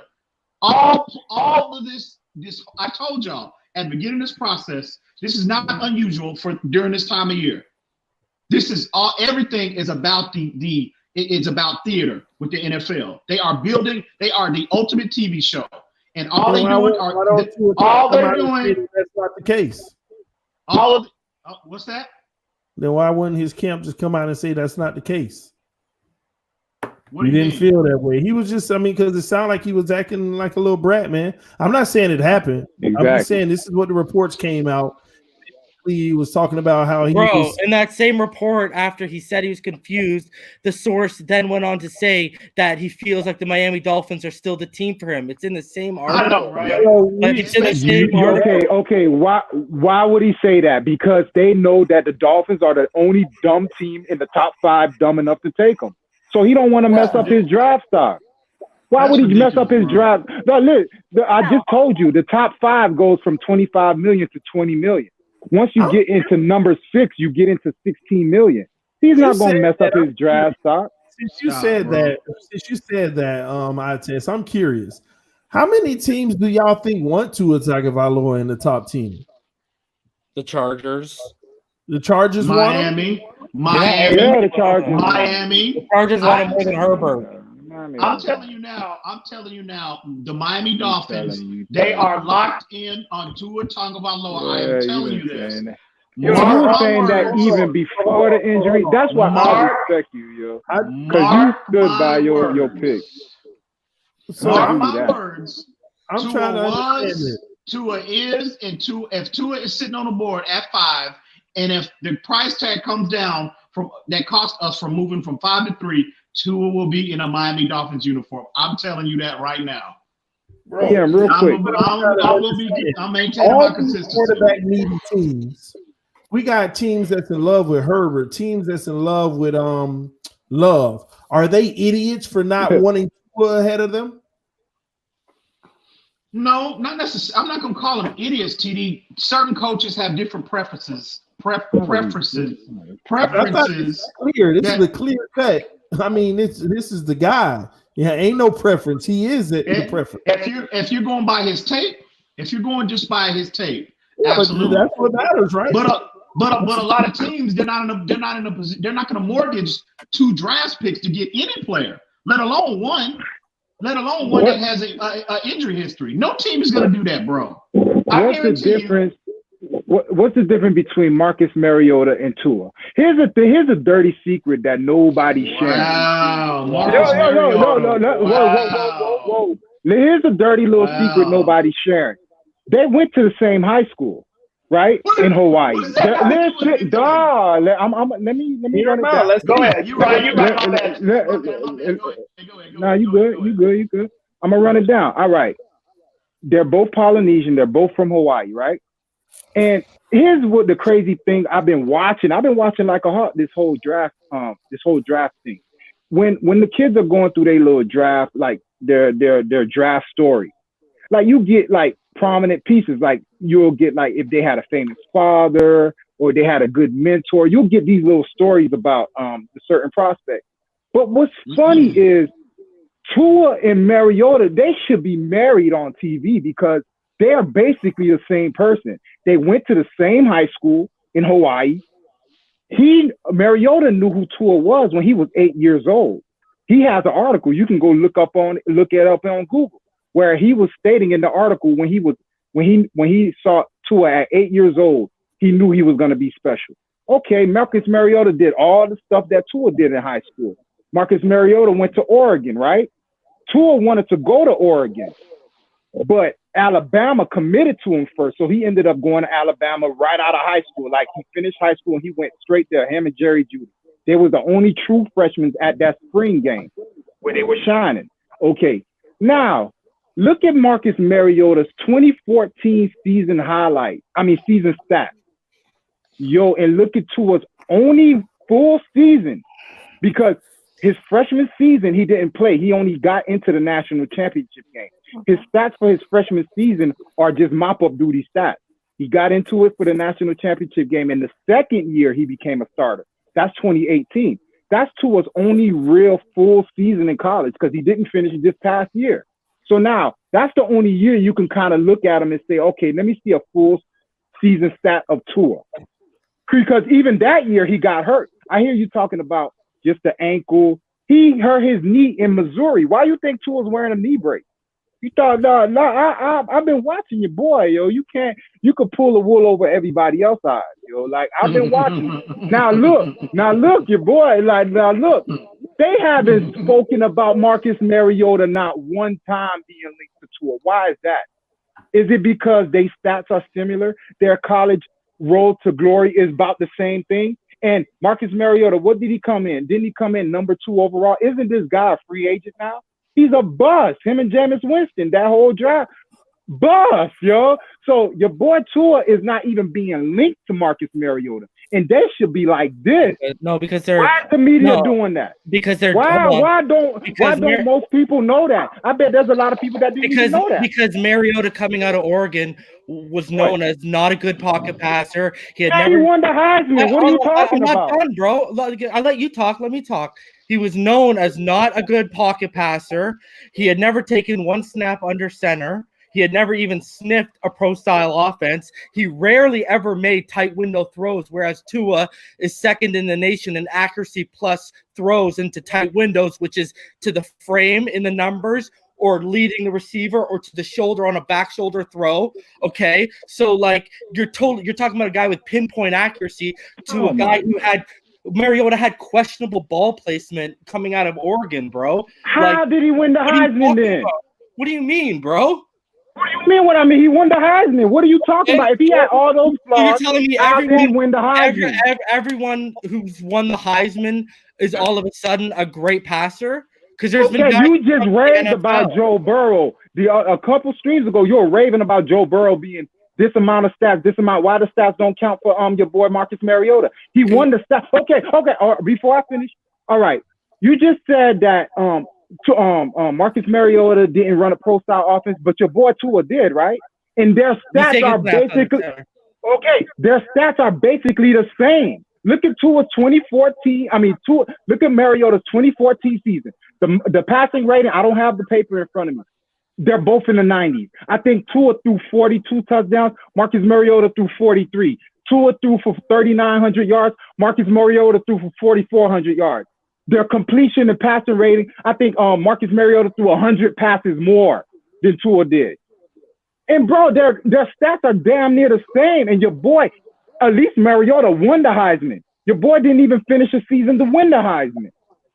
Tua Tagovailoa is the only college starter ever to have grades, to have an overall quarterback grade of over 90. And Mariota never even sniffed that, bro. Okay, when you actually break down, that tight window throw is a perfect.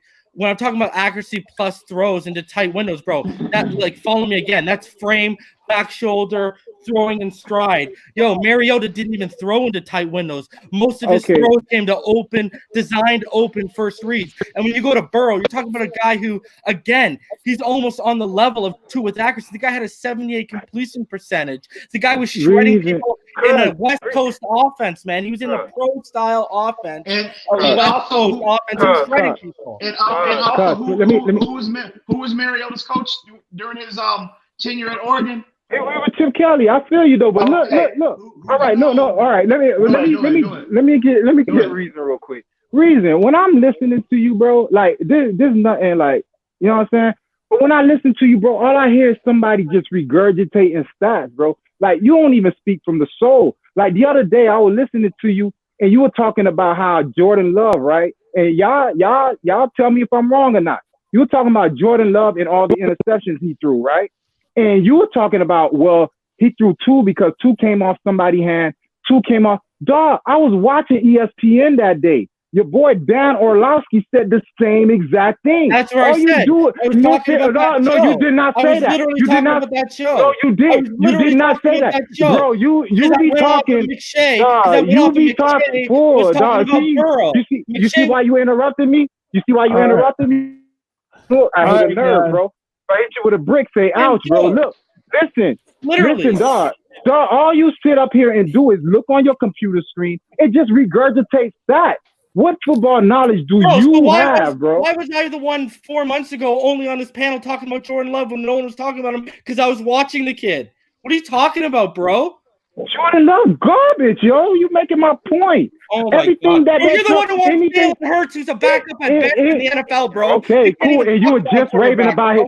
You were just in last stream. In week 10, you said you were just raving about you were just raving about his combine. Weren't you just raving about Jalen Hurts' combine? I said his chalkboard work. No, you didn't. No, you didn't, right? Yes, I did. I said it's chalkboard. Hey, bro. Hey, look you're the here. same I ain't dude gonna do. that I ain't you gonna take do no Josh self promotion. You're the same I dude got who said every. you take Rosen I over got. Burrow, bro. I got. Okay, Yes, stop, I would bro. because he's an NFL quarterback. You don't know what you're talking about, bro. He's an NFL quarterback. Your boy is a fifth-year starter. Josh Rosen is actually younger than your boy. He's younger than him. On the panel who they take, Josh Rosen or Joe Burrow, bro? Are you serious? I'm gonna take somebody who's been in the NFL for 2 years before I take a unproven college quarterback. Processing speed, and you're coming with a guy who's way more. But Joe Burrow, but Joe Burrow, pro-style offense. But Joe Burrow, a fifth-year starter. He's a fifth-year starter. That means he had a offense. Let me know. It took him successfully running the pro offense, bro. It took him 5 years to get it right. Buddy, he transferred. He went. What do you mean? God, it took him 5. If he was really that raw, why didn't he come out last year? Why didn't he come out the year before? Why? Because he was a 6th-year. He was a 6th-round pick last year. A whole new. Man, you don't know what you talking about, bro. A whole new. Bro, you're the same guy who said watch. Bro. I would. I've given you my point. I would take Rosen over Burrow because Burrow is an unproven 5th-year quarterback that had a magic carpet ride. He hasn't done anything in the NFL, and you sitting over here anointing him like he's going to come into the NFL. Anointing him, but no one would agree with your statement. You don't have to agree with me. I don't need nobody to agree with me. Who's watching a minute of film? I don't need you. I don't need nobody on this planet to agree with me. Well, clearly, you feel me? I'm not like you, bro. I'm not sitting up here trying to gain approval. I'm sitting up here telling you what the facts are. And the facts are that your boy's a 5th-year senior. He couldn't get into the NFL last year. Josh Rosen has been in the NFL for when Rosen can run a pro-style offense like he did, bro. Let me know. If that's your only rebuttal, then we done. Bro, we were done when you said you would take Rosen over Burrow. That's one of the most idiotic things I've ever heard, bro. Are you serious with me right now? Bro, all credibility when it came to the quarterback position was done when you said that, bro. I like turn my head when you talk about quarterbacks, bro. Jalen Hurts is a backup, so you go ride that. Let me know how that works out, bro. Wow.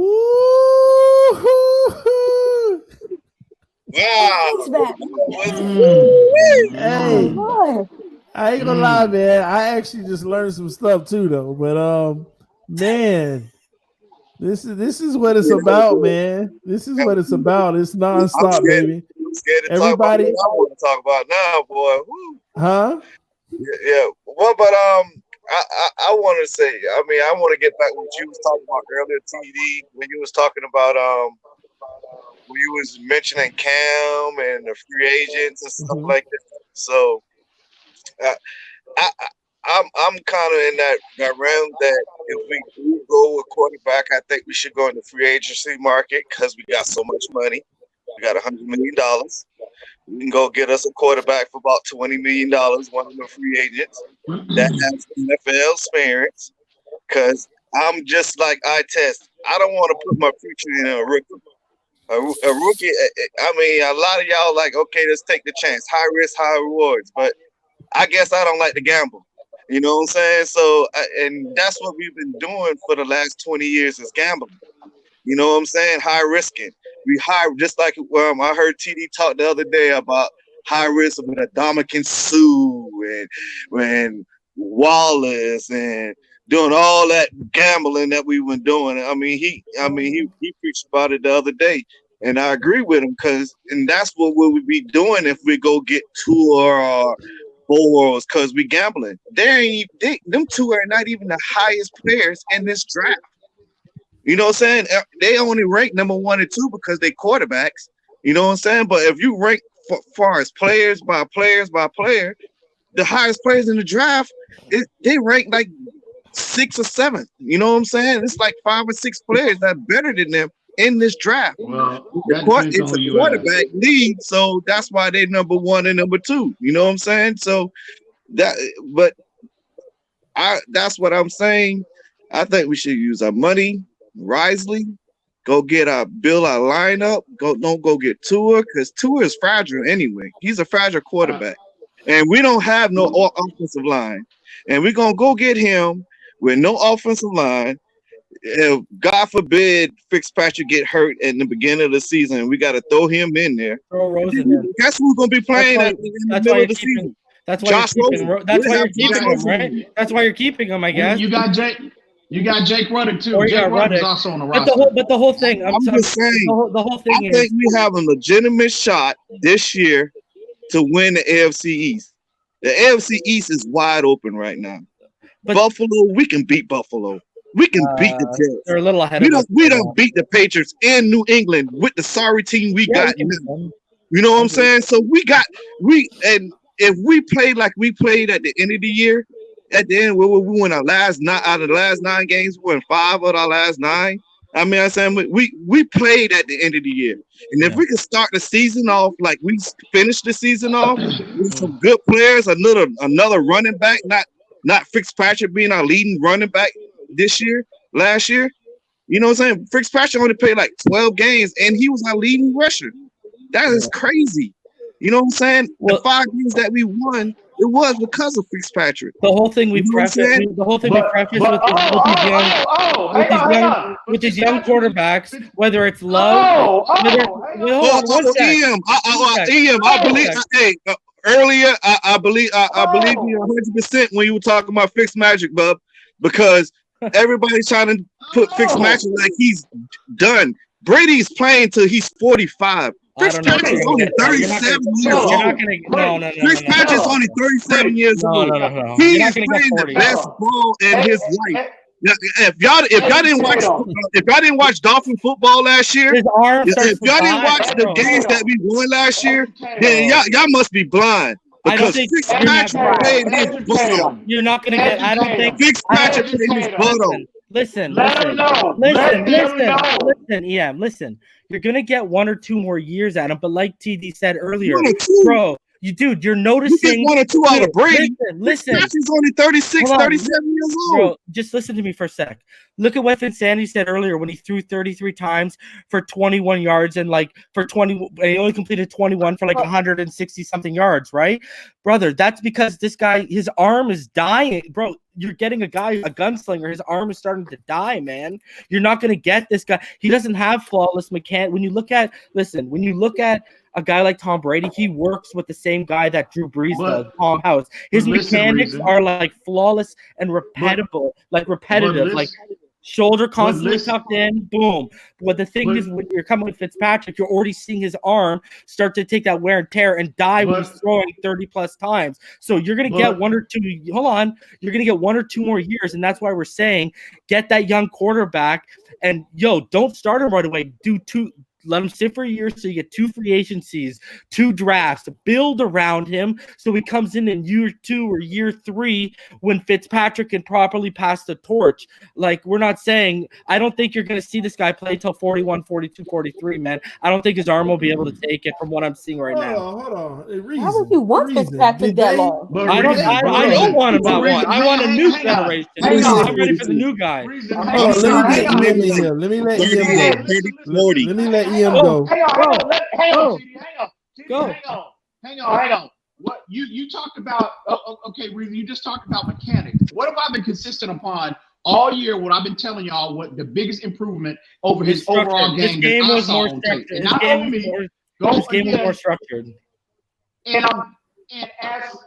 And again, as he gets older and we surround him, we get better talent up front.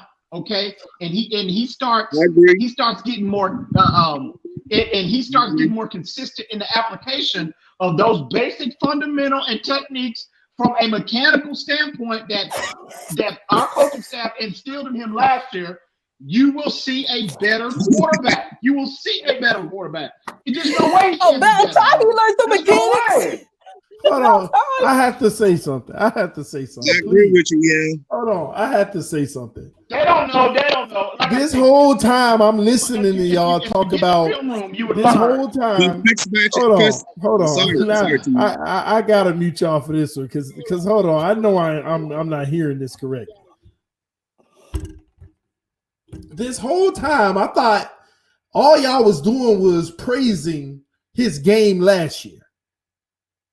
But as y'all continue to speak, it sounds like y'all conversation is actually trying to make a case on why Ryan Fitzpatrick needs to be our guy this year, the year after that, potentially the year after that, then the year. It's what? Nah, I may be misunderstanding y'all. And I got y'all muted right now, and I'm about to bring y'all back. Because I'm all for okay, we can sit here and argue on how good his year was last year. I don't care so much that I'll concede and say, okay, he played well. I mean, he played amazing. I know he played well. I was the one who said he was going to have one of his best seasons. But you're making me at least feel like you're suggesting he needs to be our guy for the next 4 years because you're talking about 43, 44, 40.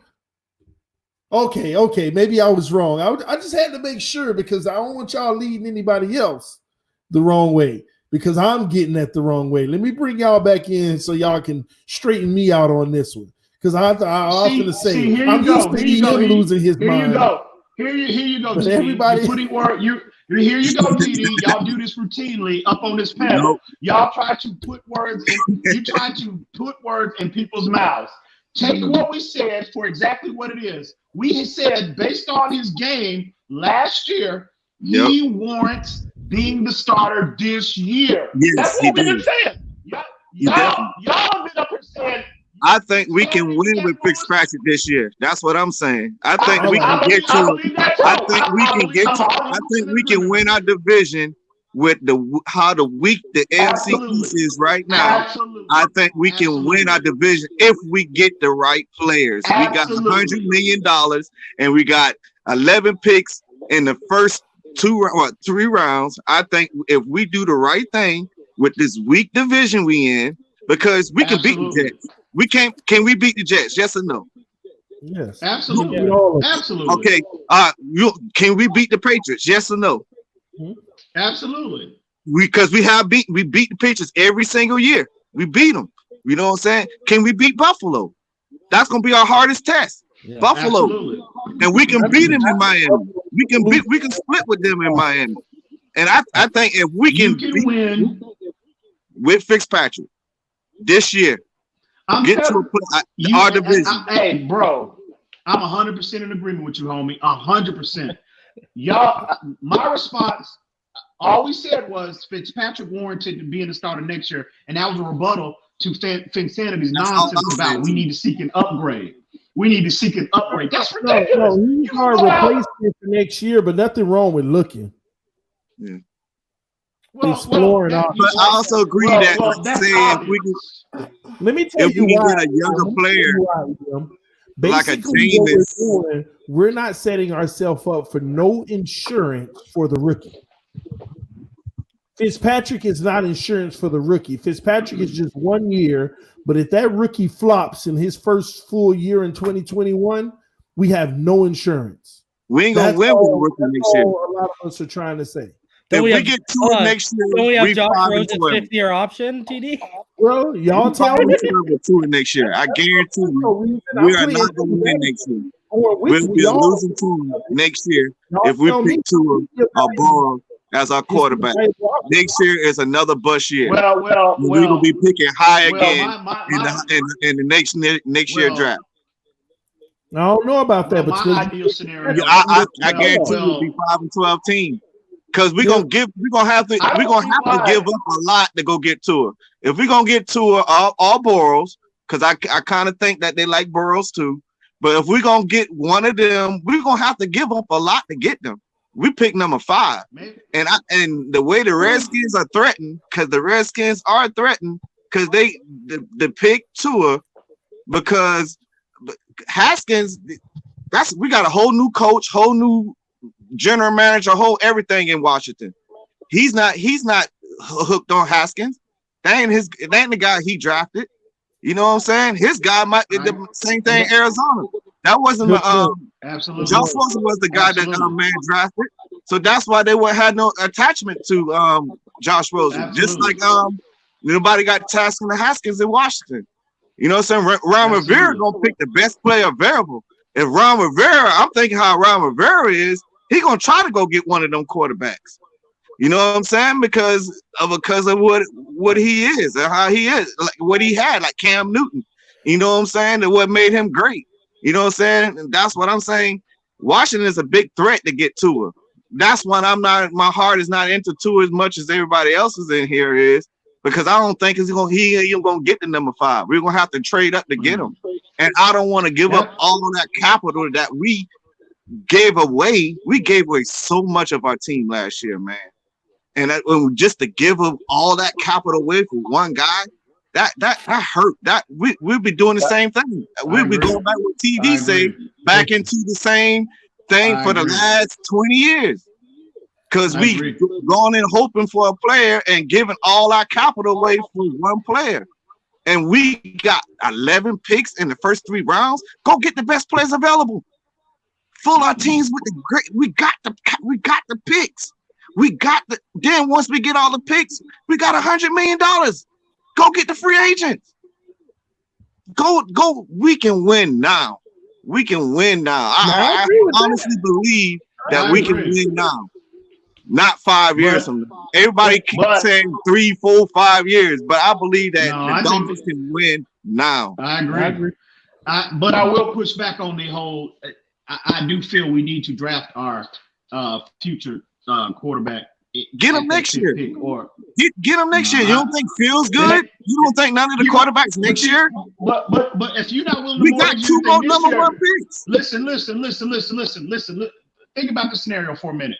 If you don't want to mortgage anything to move up to get a quarterback this year, and we're picking at 5, they will not. I'm telling you, if you think hang on. If you really feel that we're going to be a winning team, if you really think we're going to be a winning team, we're going to be a better team than we were last year. So we're going to be a losing team. So that means we're going to be picking further in the draft, which means we have to mortgage even more to move up in a trade scenario to be within striking distance of the quarterbacks that's coming out next year. But what I'm saying right now, the AFC East is the weakest it's ever been. Let's take advantage of where it is. Don't wait till 5 years from now. Then when Gates done got his team together, built him, or pick that next last piece that got them over the top. You know what I'm saying? Or you know what I'm saying? So it's the weakest time right now. It's the time to get it. I mean, this is the time. We only have the Patriots don't got the chokehold on that division. We only have 6 picks. We only have 6 picks in the first 3 rounds. We only have 6 picks in the first 3 rounds. We don't have 11. Let's get it. Let's get them 6. That's 6 great players we can pick. But listen. That's 6 great players, not no regular players, not no average players. I'm talking about great players that we can pick in the first 6 rounds. But what if they select? What if they hit on 5 and that potential quarterback turns out to be great? Is it going to be worth it? If we win,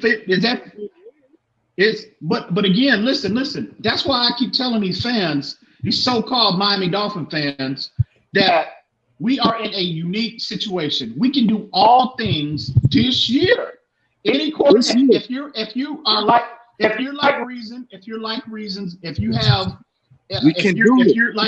TD, so much faith.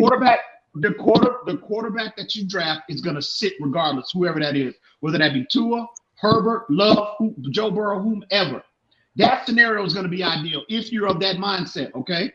And we have all of those other picks to address every other need that we have on our team. And like you said, what picks you gonna give up? I mean, because we're gonna have to move up. We're gonna have to move up. Maybe not. We might not have to. I think Washington gonna get them, man. But look. If TD and I talked about this last night.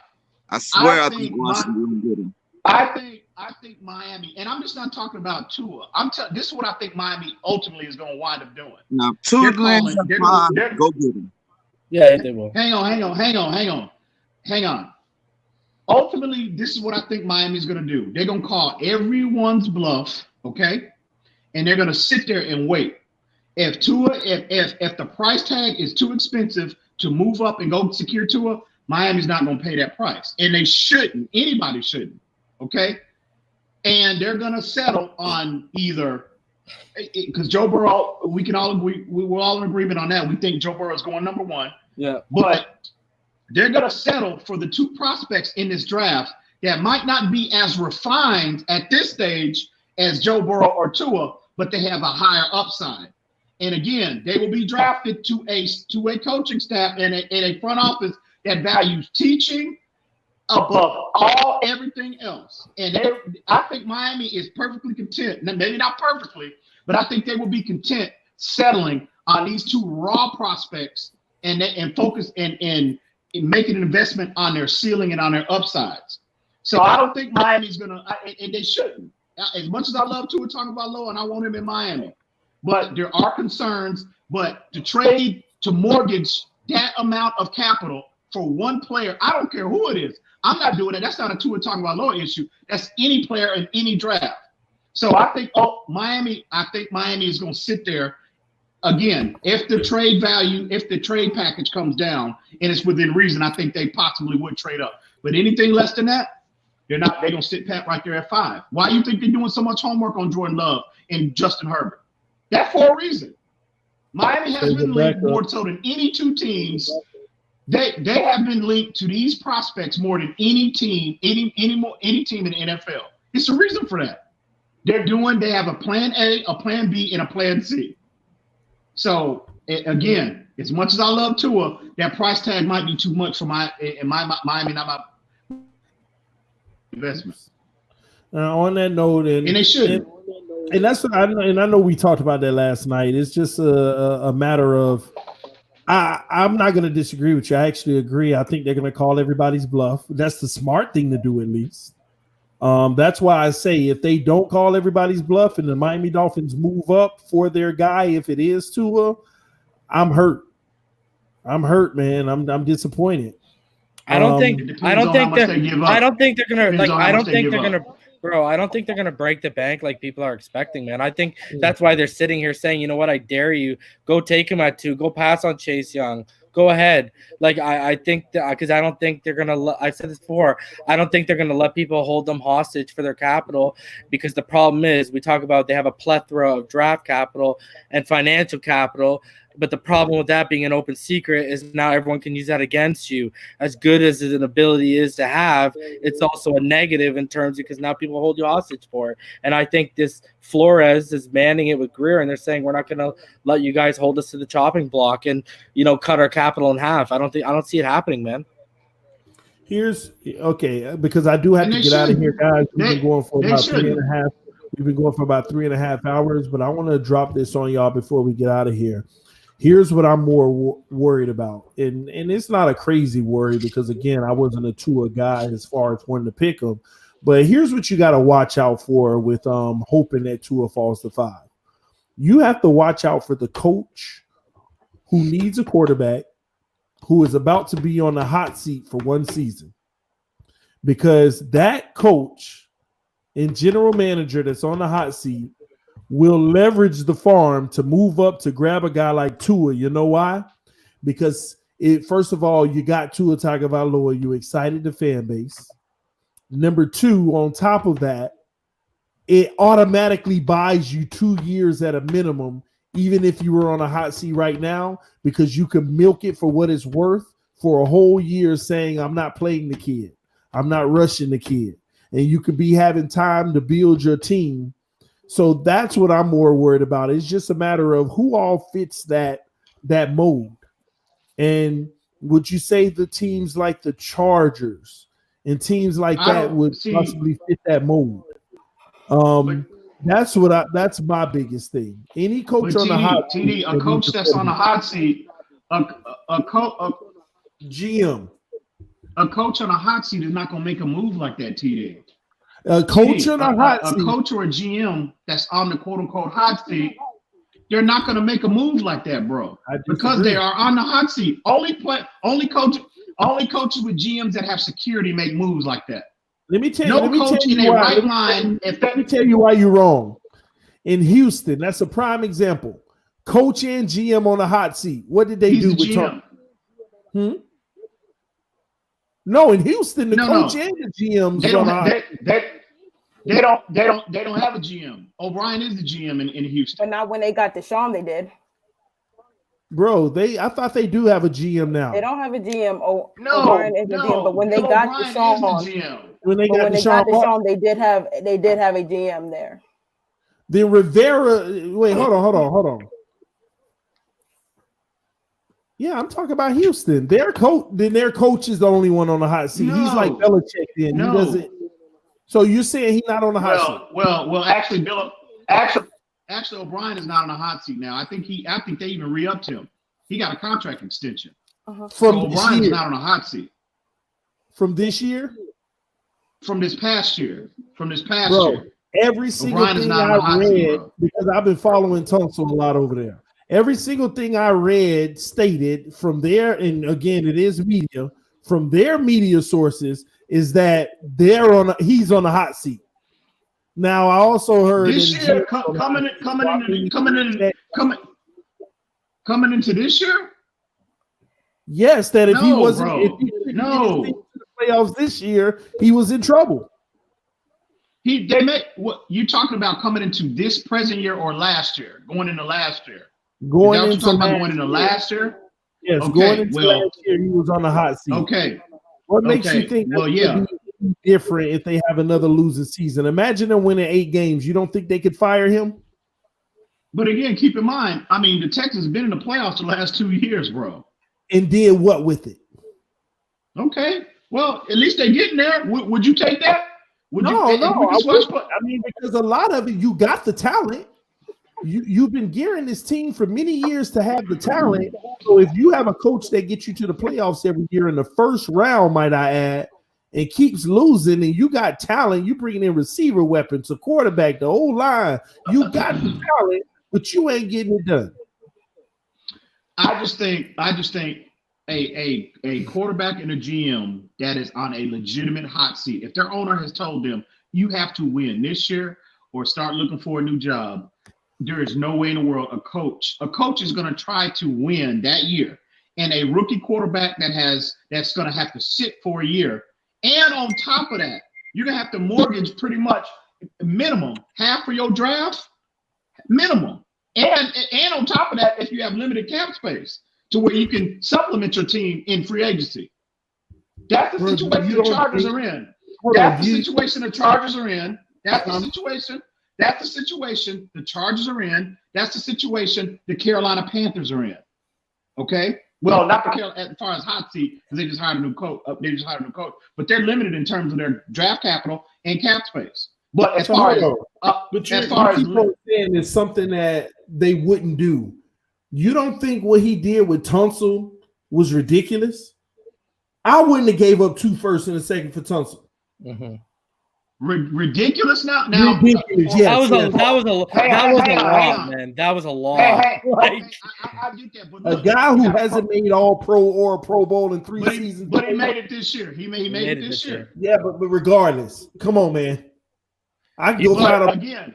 He was in the top 3 graded left tackles by PFF. But again, TD, check this out. Look, that's what. See, TD, this is why I keep telling you. Yeah, you can't penalty problem big time for sure. Listen. This is why I keep telling you you can't live in that realm of fear.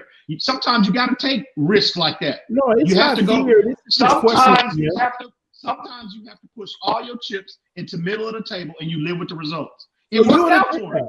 You would have did that. You would have went and grabbed the left tackle for 2 first rounders in a second. No, me personally, no, I wouldn't have done that. But you got to look at Houston. You have to look at where they currently are as far as their overall roster is concerned. They have a playoff for you. Hang on. What would you do? Hang on. A team that's in win now mode with a playoff worthy roster, you will make a move like that. because you feel like you're one or two pieces away from legitimately having a chance to win it all. You got your quarterback in place. The biggest issue with the Houston Texans was they lacked a third receiver with offensive line and a third receiver, and that's what they traded for. They addressed the left tackle. Okay. They addressed their left tackle, and they hit on him. He first team All-Pro. And Kenny Stills. Let me help people understand what the Houston Texans just did, because at the end of the day, however you want to slice it, EM, they made a mistake. They overpaid. And let me tell you why they made a mistake. Okay. First of all, they got to pay Deshaun Watson buku dollars. Number two, they about to have to pay Tunsil buku dollars, because if you let him go, now you look like the idiots of the earth. Right. Okay. I get it. And then on top of it, you got to pay everybody. Your team doesn't get better with the same people. It ain't like you're winning it out anyway. It ain't like you're good enough to beat the Chiefs anyway. It ain't like you're good enough to beat Baltimore anyway. It doesn't even matter. So he's not on the hot seat to you.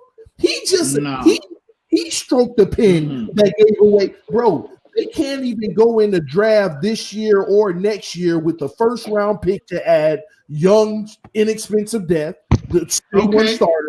They can't even do it with their second round pick this year either. So look at this. Look any better. So look then at the scenario. Lose people on the roster when they signed Deshaun and Tony. So look at the scenario. Look at exactly what they gave up. They gave up a draft pick that's picking in the latter half of the first round, both years, because they're gonna be in the playoff this year. More likely they'll be in the playoff next year. Maybe not. So they hang on. So they gave up, because this is why I keep telling you, TD. If you evaluate their roster overall, bro, the Houston Texans have one of the better talented rosters in the entire NFL. You can even make a case they're a top 5 to 10 roster overall in the NFL. And teams that are in win now mode, that have their quarterback in place, okay, which is the most important issue, which is the most important thing, okay, when you want to protect and you look at and you evaluate their team, and their biggest deficiency is the protection of that investment you made in Deshaun Watson. So I'm not saying I would do it, but I understand how the mindset of Bill O'Brien making a move like that, because they've been drafting O-linemen in the first round and previous, not necessarily the first round, but the entire draft previous years, and it got them nowhere. Yeah, he made that move because if he didn't make the playoffs this year, he was getting fired. No, you can getting say fired that. if he didn't make the playoffs this year. You can say that, okay?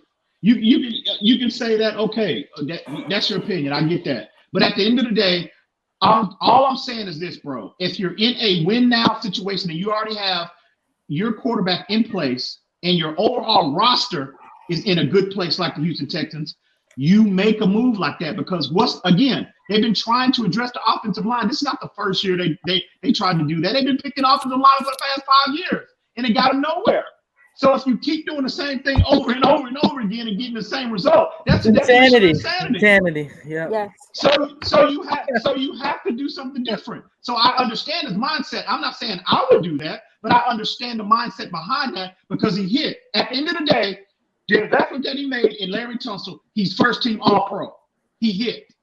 How many first team All-Pros that you can be picking in the bottom of the first round for 2 years? That if you're gonna weigh the odds, what are the odds of one of those picks that you picking in the first round, in the bottom of the first round, in this year and next year are gonna be first team All-Pros? A first team All-Pro that leads the league in penalties in the year that he makes it, and in some of the biggest games made some of the biggest errors. Yeah, at the end of the day, they are winning. They are sitting at the table. Every team's goal at the beginning of every year is to get a seat at the table in the playoffs. They've been doing that the last 2 years. Sorry, goal. Right. So you would take that out. You would rather let me ask you this. You mean to tell me you gonna sit up here? You would rather take where Miami's been the last 20 years as opposed to what the Houston Texans been the last 3 years? You would rather stay in mediocrity? No, I don't want to sit at the table. I want to know where my seat is at the head of the table. Period. So I'm gonna make decisions that's gonna get me there, not just sitting at the table. Well, he made that decision because if they would have stayed on that same trajectory as far as their offensive line being in the bottom half of the league, they wouldn't have had a seat at the table, bro. So I understand. Again, I'm not saying I would make that move, but I understand his mindset. Yeah, in the AFC South, if you wouldn't make that move, then I agree with you because at the end of the day, you're making a move for a guy that might help you get in the playoffs, but it ain't gonna make a difference in the bigger overall picture of winning a Super Bowl. But here's the thing, you know what they did? Here's a strategic move. What they did as far as freeing up potential money, getting rid of, unloading Jadeveon Clowney. As much as I love Jadeveon Clowney, them trading him and getting him off their books, it had minimal impact. It had minimal impact on the overall success of their team. They made the playoffs with Clowney. They got rid of him and still made the playoffs. So what Clowney, that move right there is going to help them in the future because they don't have to worry, but they get that salary off the books and they don't have to worry about paying him. What did you hear about what just happened today? What's that? Not today. I mean, wait, hold on. Let me get the exact date that this is going down. A few days ago, they're going to go ahead and let DJ Reader walk. Their nose tackle. Well, yeah, but again, Houston is an extremely deep team, bro. They have talent. I'm telling you, they have one of the better rosters in the league, bro. So they have pieces. I don't follow them like I do the Dolphins. Obviously, I don't follow any team like I do the Dolphins. But you know, it is. I mean, is he going to be again? If they get rid of Jadeveon Clowney, and this kid Reader is nowhere near the caliber player that Clowney is, what overall impact on the team is that going to have? I mean, really, he's there. He's going to be their number one free agent. Okay. He's one of the run stoppers in the league. Well, okay. Well, you can find run pluggers anywhere. Nah, okay? You can get in the free agency and find it. He's actually that dude in the middle. You can go in the free agency and sign Danny Shelton, and then for less than what you would have to sign with him, you bring Danny Shelton in. It's basically the same scheme, and Danny Shelton can give you the production from a run defense standpoint that he gave you. So again, is he anywhere near the realm of caliber player that Jadeveon Clowney is? Absolutely not. And we saw once they got rid of Clowney, it had minimal impact on the overall team success of the Houston Texans. I seriously doubt this kid Reader is going to have a big. I seriously doubt it's going to have an impact on them moving forward. He is their anchor in the middle that's letting them other guys get off too. Okay. I mean, and they have it right here. It says that with the need to sign Deshaun Watson and Laramie Tunsil, there's no way the team will be able to retain Reader, who's going to demand a big contract as he is their rock in the middle of the field. I get that. But again, you can find some. This kid is not a game changer, TD. He's a two-down player is what he is. And I get that. I'm not minimizing the importance of two-down players. We all know that, okay? But again, you can find players to supplement your team in that area that can give you close to. You don't have to sign a player to give you the exact same production from that standpoint. Just be comparable. And Danny Shelton's of the world, well, I think Michael Pierce is an upgrade to any nose tackle, but he might be too expensive. But you can find even later in the draft, you can find players later in the draft that just provide that just eat up space and play that role for you. Okay, so I seriously doubt he is going to have them letting him test free agency and go somewhere else. It's going to have minimal impact on the overall team success of the Houston Texans. They'll be in the playoffs again next year, and that's the ultimate goal.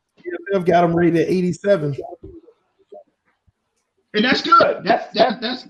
I didn't say he wasn't a good player, but again, Clowney is rated in the upper tier, the 90th percentile of players in his position every year. two of your pieces, and you think it don't matter. Two, bro. I'm not saying. I'm talking. Now, you might see the difference as far as where their defensive run defense is ranking. They might slide a few spots in that regard, but I'm talking about the overall team success now. Their defense slipped this year. When they got rid of Clowney, their defense slipped in terms of rankings. But did it affect them making the playoffs? Absolutely not. They won a playoff game this year with DJ Reed. Playoff game with DJ. So all I'm saying is this, bro. He's a good player. Okay, he provides a role for them. You can find a player that can give you, somewhat comparable stats to what he gave you. You don't need to. First off, you don't break the bank $12 million for a nose tackle anyway, unless you're unless you're an Aaron Donald type of a Chris Jones type of player. You don't do that. So I actually think it's a smart move. No, you don't pay that guy that kind of money, especially when you're limited as far as your cap space is concerned. Now, if you're Miami Dolphins, absolutely, you have an unlimited amount of cap space. Absolutely, you can make a move like that. But the financial situation that the Texans are in is absolutely not. Absolutely not. If you're Miami, I told you one of the biggest glaring needs is Miami needs a nose tackle. Okay. I would prefer. It's a couple other players that I would prefer as opposed to getting to him, but he would be depending on what his price tag is, he would be an upgrade. He would definitely be an upgrade for what we have now. Hey, Reason, quick question: what's your opinion on Bryce Perkins? He's all right. I saw someone earlier asked about DJ Reader too. Right, defensive tackle in free agency. Yeah. That's a guy you could get for cheap, and he stuffs it. I mean, you're not going to get sack goals and stuff, but he stuffs it, and he'll be on. That's what we're talking about. That's what we were just talking about. Oh, I thought he just asked me about Bryce Perkins. Yeah, they're not going to be able to afford him, DJ Reader in Houston, because he's going to be a free agent and he's going to be worth a little something. I didn't say EM said 12 million. I didn't say that. Well, I don't know about that. 12 million? I don't know about 12 million. Well, but I think he'll go out there and get 8. That's what I was thinking. Yeah, I was thinking around 8. And it's like I know we were talking about Judon, and it was crazy. I saw, I guess PFF put out a list of highest edges with the highest percentages of sacks off unblocked. Off basically unblocked sacks, and I think like 56 or 58% of his sacks came from being unblocked at the line. So basically unblocked or free. So Judon was just basically cleaning up this year in terms of open field tackles without really having much resistance getting to the quarterback. So the scheme is the number one contributor to his overall success. It sounds like it was, right? For him. Yeah. For him. Okay. But I mean, not in Miami. I guess we run a different scheme now, but I mean, we all remember how what's-his-face turned out, the linebacker, Darnell Ellerbe. Ellerbe. Oh, boy. Remember him? We drank the Kool-Aid on that one, huh? Remember him? But Judon, again, we basically have the same scheme as Baltimore. Yeah. It's a reason why Miami, look at the players that they've acquired off opposing teams' rosters on the defensive end. They've all been either from New England or Baltimore. And look, they're sniffing around Pittsburgh as well. Another third base 34 team. But scheme fit don't matter, though, in Miami. Okay. Oh, Lord. He's trying to make a point. He's wrong. But anyway, guys, scheme fit doesn't matter. I got to get out of here for the night, man. I appreciate y'all hanging out with me. Reason, as always. Thank you, homie. Hey, Frank Wilson, man, I appreciate you, homie. No, man, no problem, Big Dan, man. I love talking to you, man. I love talking to you. Hey, everybody. It's good to meet you, bro. It's good to meet you, homie. Tight work. Y'all have a good night, man. I hope y'all families be good. You know, one thing, I'm up here in Charleston, South Carolina, and been a Dolphin fan for a minute, though, but all my life. And I just want you to know this is one of the best shows I ever been. You know, I always, I'm a Dolphin fan. And I'm glad I found TD, man. My first time seeing you, you know, when you got excited when we came back on that miracle win and you went all crazy on us and all that, man. I was so excited with you. I was crying right beside you, Bubba, on that day, man. And that was the first time I saw you. So I appreciate you, TD, man. I just want to give you some props, Bubba. Thank you. Love you, man. I appreciate you riding with us for sure, man. That was a memorable moment for the channel. We're moving on to doing bigger and better things, guys. So want to be a part of TD Fans Talk in any way, email me. There are opportunities and things like that that I want to be able to open up for others. So if you have any type of aspiration or desire to be a part of something that's building and growing, just hit me up, man. Hit me up. I definitely want to hear what you got to say. But shout out to Jersey Dolphin with the donation. Let's go. I just got here. You late, Jersey.